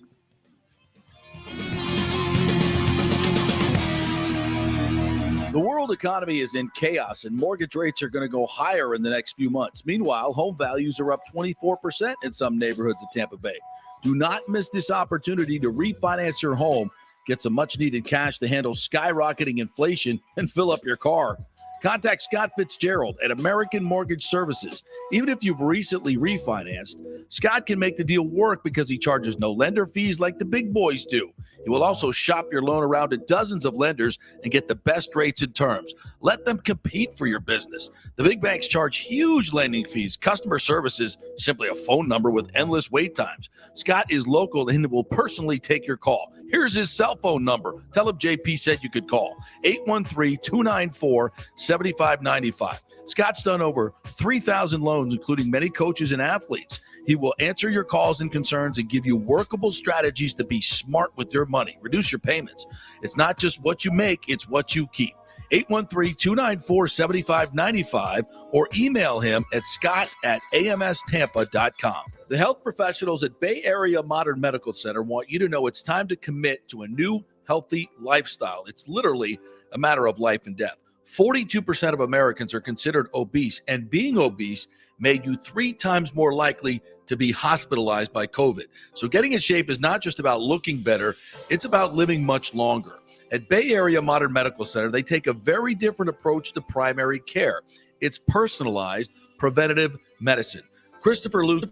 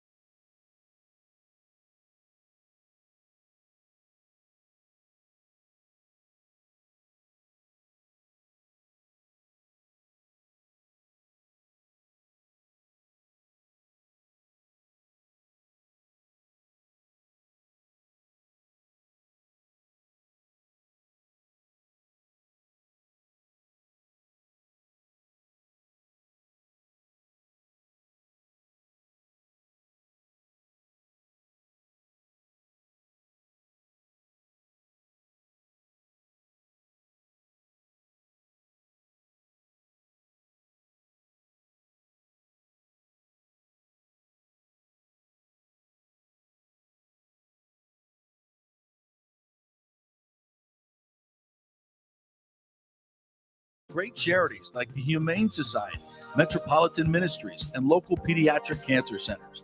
Hey, we all need insurance, so do business with a local company with a commitment to our community. Don't call some 1-800 number. Call Italiano and be greeted by one of your neighbors. That's 813-877-7799 or ItalianoInsurance.com. Named the Small Business of the Year by the Tampa Chamber. 813-877-7799. pure sports. JP is back on. Welcome back. FanStream Sports. All right, welcome back. We are efforting Brian Bradley from Madison Square Garden. It's a little loud in there, I'm sure, with shoot around. So as soon as we hook him up, we will bring him to you. As we get set for, maybe we can queue up a little bit of who else do we have from this yesterday? Nick Paul or Bogo, who took the podium yesterday, while we try and get Mr. Bradley on. Yeah, so it's game 2 tonight. The 8:00 puck drop, if I'm not mistaken. ESPN again. Sean McDonough will be doing the Rangers ESPN network, led by Sean McDonough.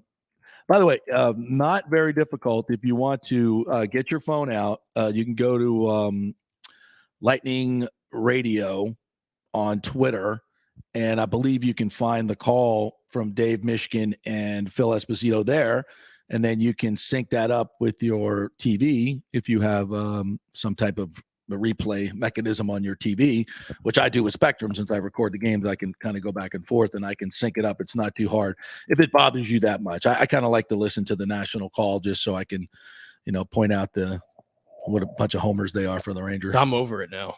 I used to think it was cool when the Lightning got on national TV. I think it's Right. I hate it now. I'm begging for my Bally broadcast. Oh my God. Wouldn't you? It's so much better. I'm begging. And I know we're biased, but you know what? We're Lightning fans. We should be able to have access to our freaking own network. It's beyond that. Like Dave Randorf, go ask a lot of people that grew up in Canada. He's like the voice of their childhood. Yeah. Up there in Canada. And Inblom was at NBC and was a big time national guy. I'm just saying, just from we got Dave Andrewchuk. Chief. I'm just saying from a talent standpoint, I think Paul that duo, Kennedy. Yes. I challenges anybody in the entire league. And I'm just sorry, they're more knowledgeable about the Lightning than the national broadcasters are. And we should at least have the option to do one or the other. And I know the ESPN's deal, you got to have X amount, but I'm sure there's some financial way that they can work that out. You want to know why it's not going to happen? Because that number I pointed out to you earlier today. Yeah, the ratings. They ain't sacrificing that number. But you can, again, I'm sure you can find some because don't you financial think remuneration. MSG would love? I mean, I'm pretty sure the Rangers fans would love to go listen to who is it?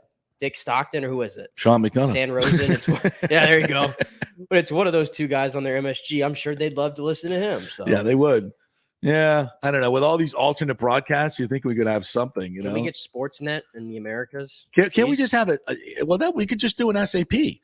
Like we have all these, ESPN does 16 different broadcasts for golf and the national championship games. You could just have another audit that would, give ESPN the numbers, and we just get to listen to our guys instead of their guys. Yeah, should be possible. Anyway, let's listen into Nick Paul, who I thought played a great game 1, by the way. He did. I thought he was a little bit quiet in round 2. Yeah. Compared to round 1, but I mean, he was flying in that first period. So let's listen to what he had to say yesterday. To be able to excel at. Yeah. We watched the game over, kind of see things that we can be better at and what works. And then go from there and just kind of build our game on that. Last night's obviously not what we wanted, but we put that behind us. It's a new step. Did a little video today, practice, got the legs moving, touch pucks, touch up on things we need to do. And then tomorrow we just come mentally ready.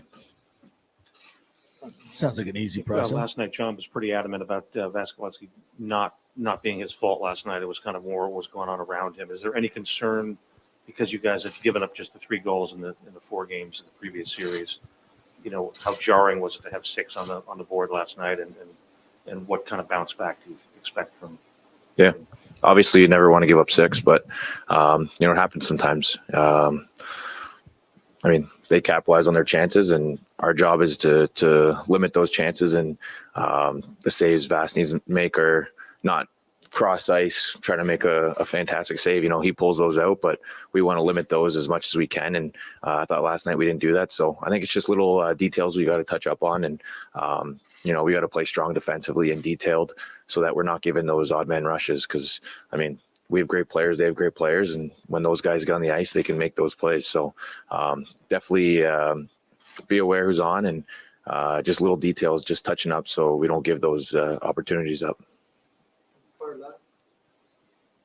Nick, you talk about, the preparation after coming off of a loss, but, what's it like in the room or when the newer guys seeing that, after maybe like game 1 in Toronto or even game 5, when you guys are trying to rebound from, a tough loss? Yeah, I think our room's pretty steady, pretty spot on where we need to be. We know it's a long series. We dealt with it with the Leafs. Obviously, you want to win game 1, but we didn't. Now, where do we go from here? So we're picking each other up. We're confident. We believe in each other. We know what we have in this room and what we can do. So, like I said, we had a good practice today. Everyone's mentally ready. We're coming together as a team, and we're going to have our best foot forward tomorrow. Nick, it seems like this group really buys into their roles and has those defined. When you came in, what was kind of the message from John or those guys on what your role might be? I know it's kind of expanded since you've been here. Yeah, I came over here and I was a big third line guy. Hard on the forechecks, create loose pucks, takes pucks to the net, and just kind of a player where I play, where I need to be, what I need to do. Good on the PK. Obviously, with some injuries, Pointer going down, stepping up the lineup, playing second line center. But I mean, that's just the kind of player I can be. I can play left side, second line, third line, fourth line, wherever I need to be. I can take that role. So I think the coaching staff sees that. I mean, not much needs to be said. I kind of know where I stand and what I need to do, and they just put me in those positions to succeed. So good communication when I got here, but I think I kind of know my role. No matter where I play, I'm not switching. Whether I go up the lineup, I'm not trying to change my game because my game style can play on any of the lines. So just kind of keeping that role and not kind of drifting from it. Love that, and that's been such a key for this team, his versatility, especially with Pointer going down. And we saw that in the Panthers series big time. Yeah, he is a confident player. You can tell there that's comfortable in his role on this team. He's fit in just perfectly. And I keep saying, like, when it gets to the summer, that obviously they'll worry about it then. Push comes to shove, if you can't bring Palat and Paul back. I know Andre Palat has done some great things. He scored some big goals in these playoffs, but I would want to bring a guy like Nick Paul back. I don't know how you feel, but I think I would love 100%. Back. Especially, you give up what you gave up to get him. You want to make sure that he's part of the team moving forward. And I think maybe they thought he was a rental at the time, though. Yeah, honestly. Yeah. I mean, Hagel was the guy. He's under control for 4 or 5 more years. Yeah. But Nick Paul has been just a freaking engine, man. And a playoff player. Yeah. And I mean, it looks like Palat, unless Palat wants to come back for a lot less money, which he might. I mean, if I were him, I wouldn't. You want to go play somewhere else and uproot your family? You've been here a freaking decade and been part of all this. I would not want to do that at all. But we'll see how that goes. But Nick Paul has been a great addition, and they're going to need him tonight. They're going to need him. Somebody's got to step up. Some of these secondary scoring guys got to step up, and like they have been for the formula for tonight is what? It's a 2-1, 3-1 win. A low scoring affair where Vasilevsky shuts them down. The team does not allow as many chances as they have, and we go back to skating the way we know how to skate, and the Rangers have been outchanced almost 2-1 through these entire playoffs.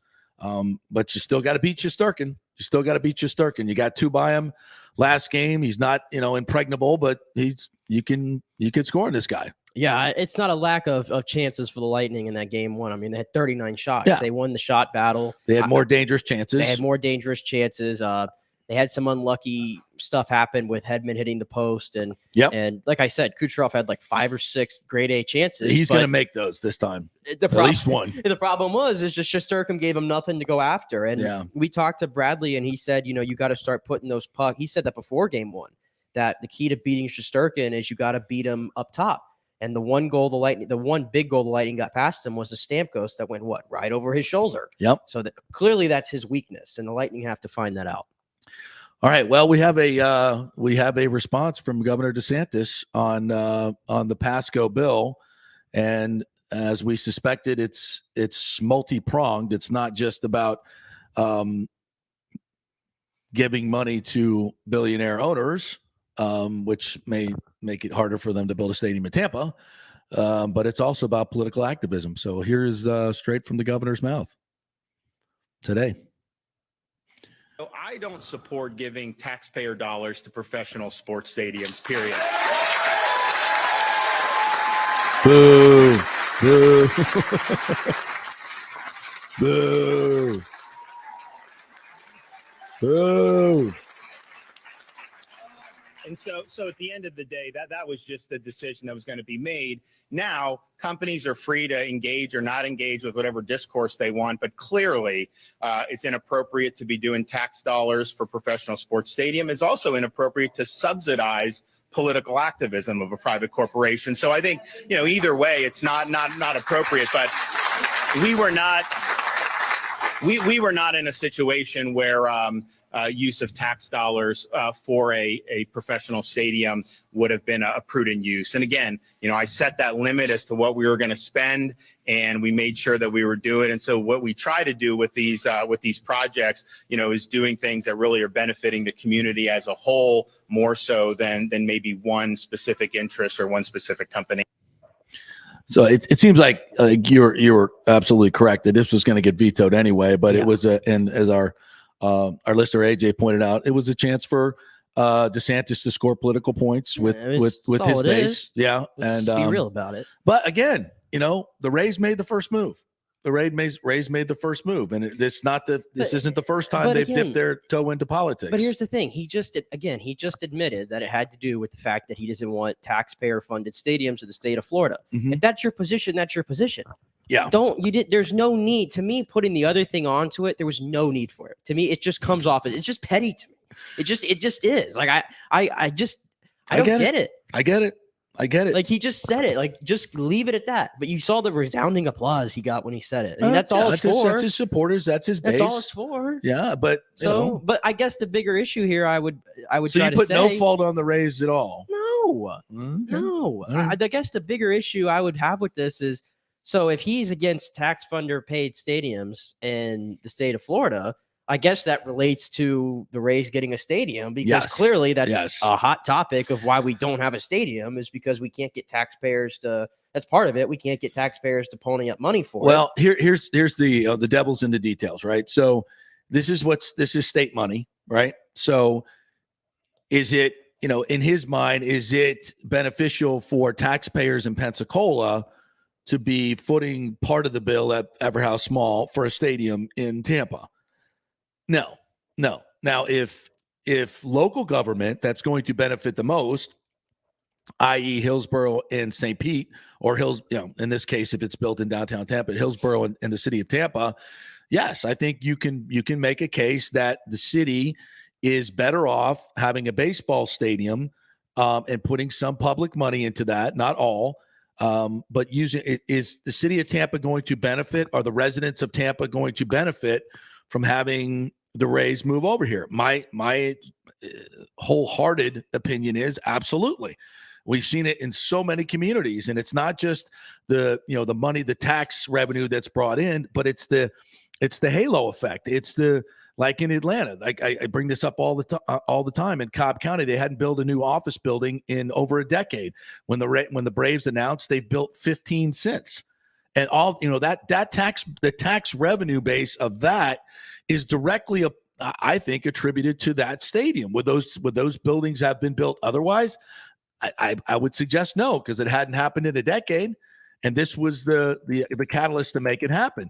So you're talking about hundreds of millions of dollars over the lives of those buildings that you're making back in tax revenue that doesn't, quote, go into the economist's economic impact of the stadium. But the halo effect is tremendous, and you're already seeing that now with these condos be built otherwise. If the Ray Stadium isn't there, probably because of the incredible expansion. But does it make it more appealing? Absolutely, it does.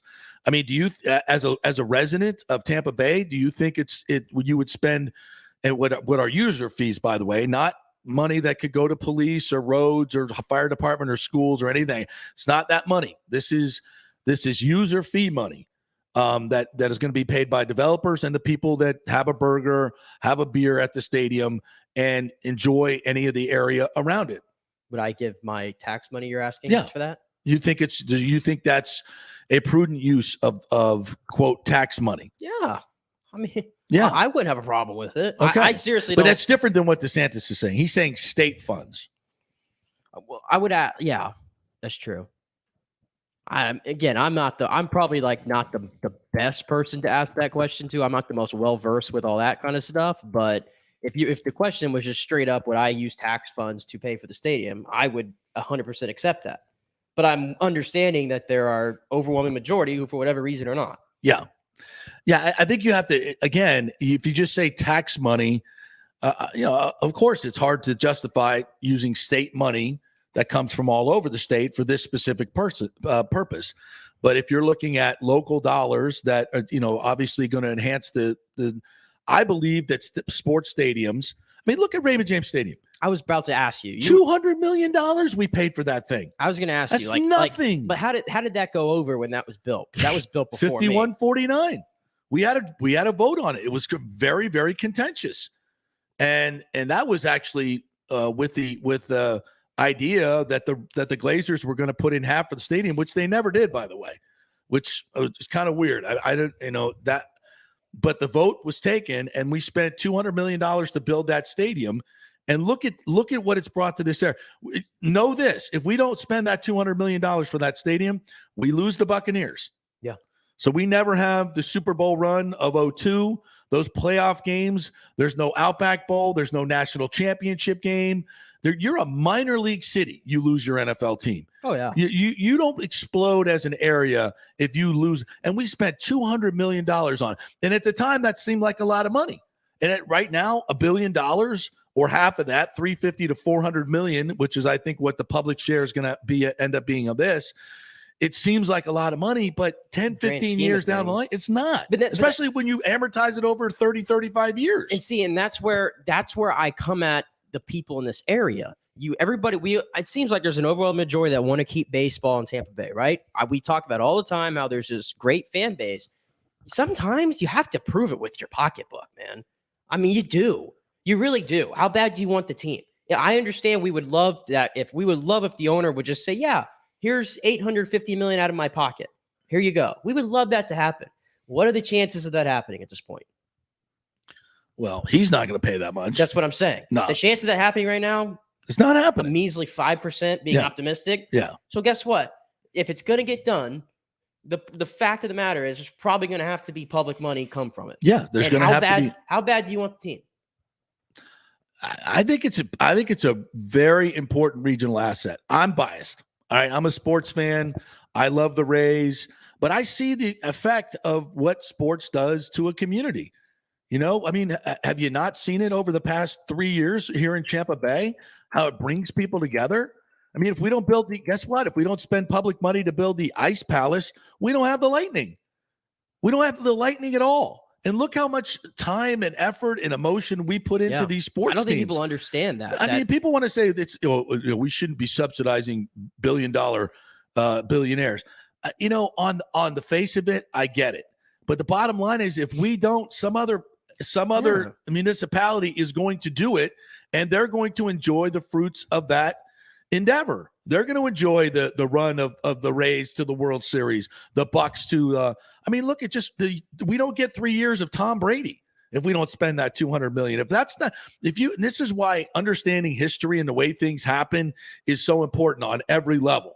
I mean, who is going to sit here and look at that expenditure? And you know how many people have said, "Oh, that's a ripoff.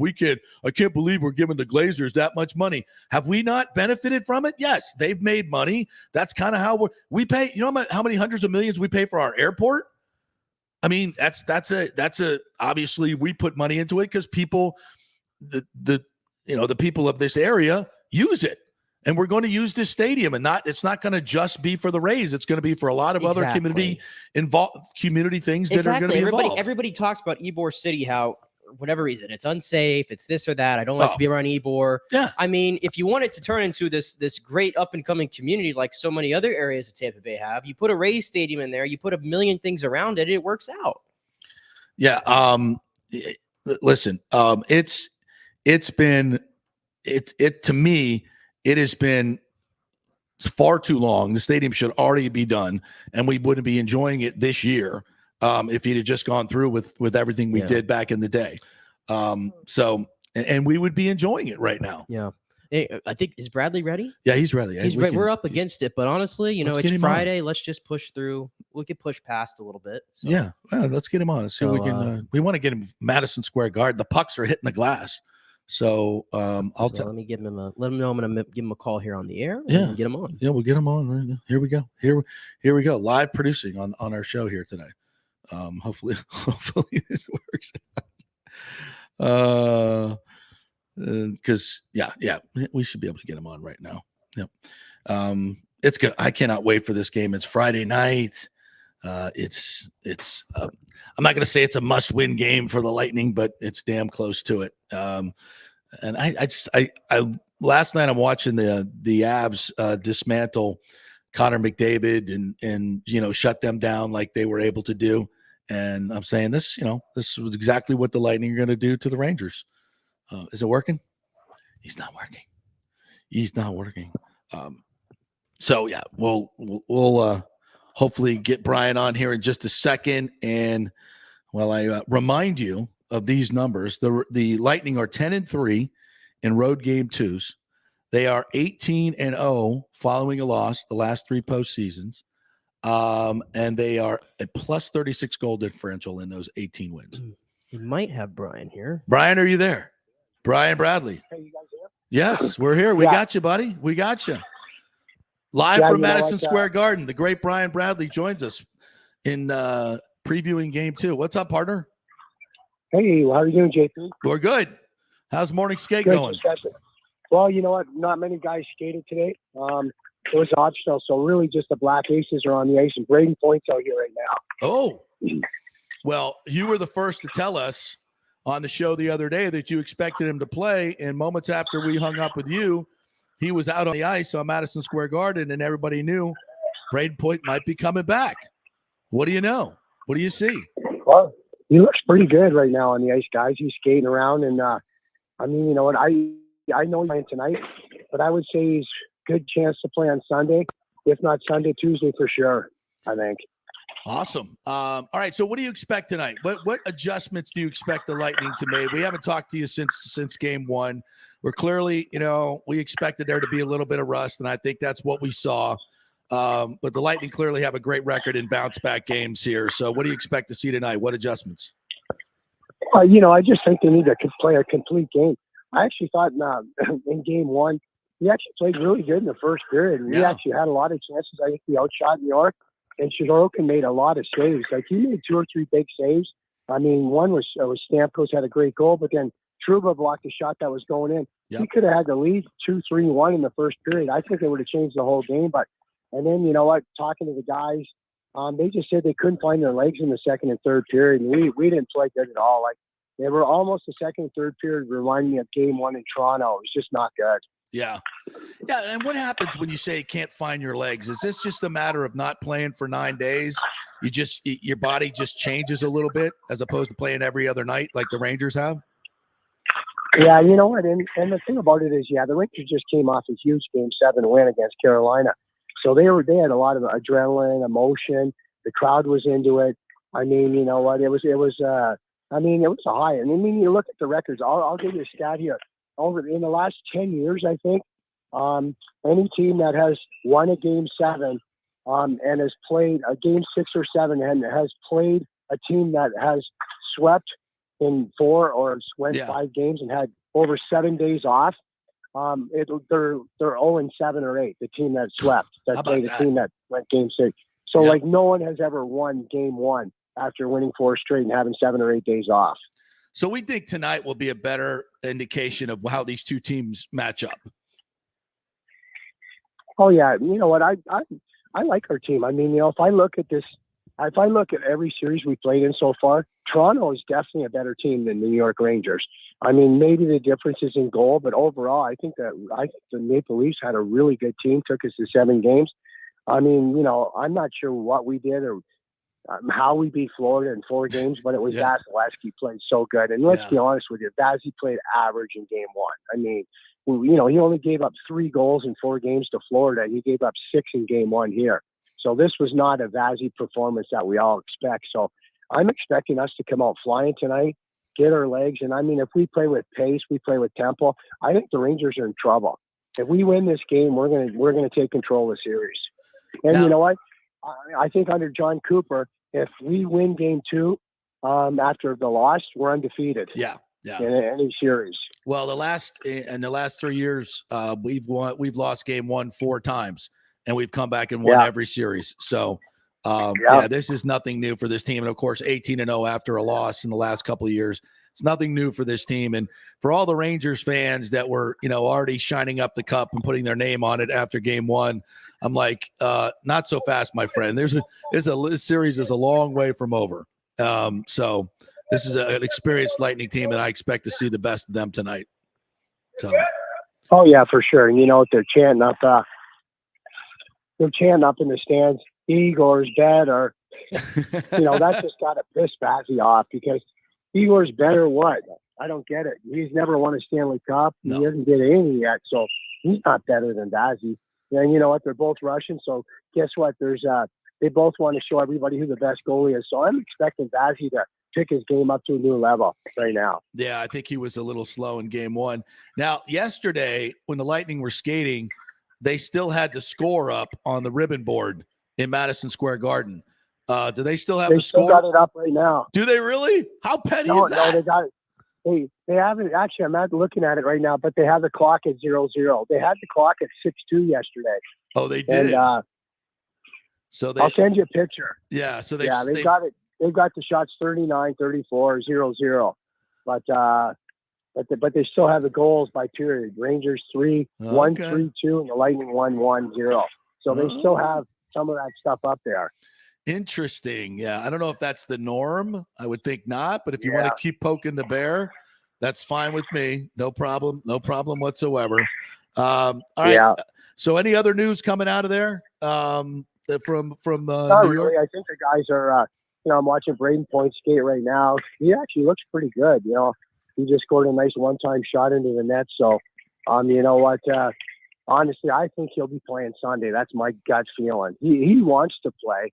I mean, I did speak to him briefly, but I don't know. Like I said, not about the injury, but he's definitely chomping at the bit to get back on the ice and play. So it's just a matter of when he gets clearance from the trainers and the doctor. So, if he doesn't play Sunday, he's playing Tuesday for sure. Yeah. But I think Pointer will be back this weekend. That's my gut feeling. So any adjustments tonight, you think? Still 11-7 for the Lightning?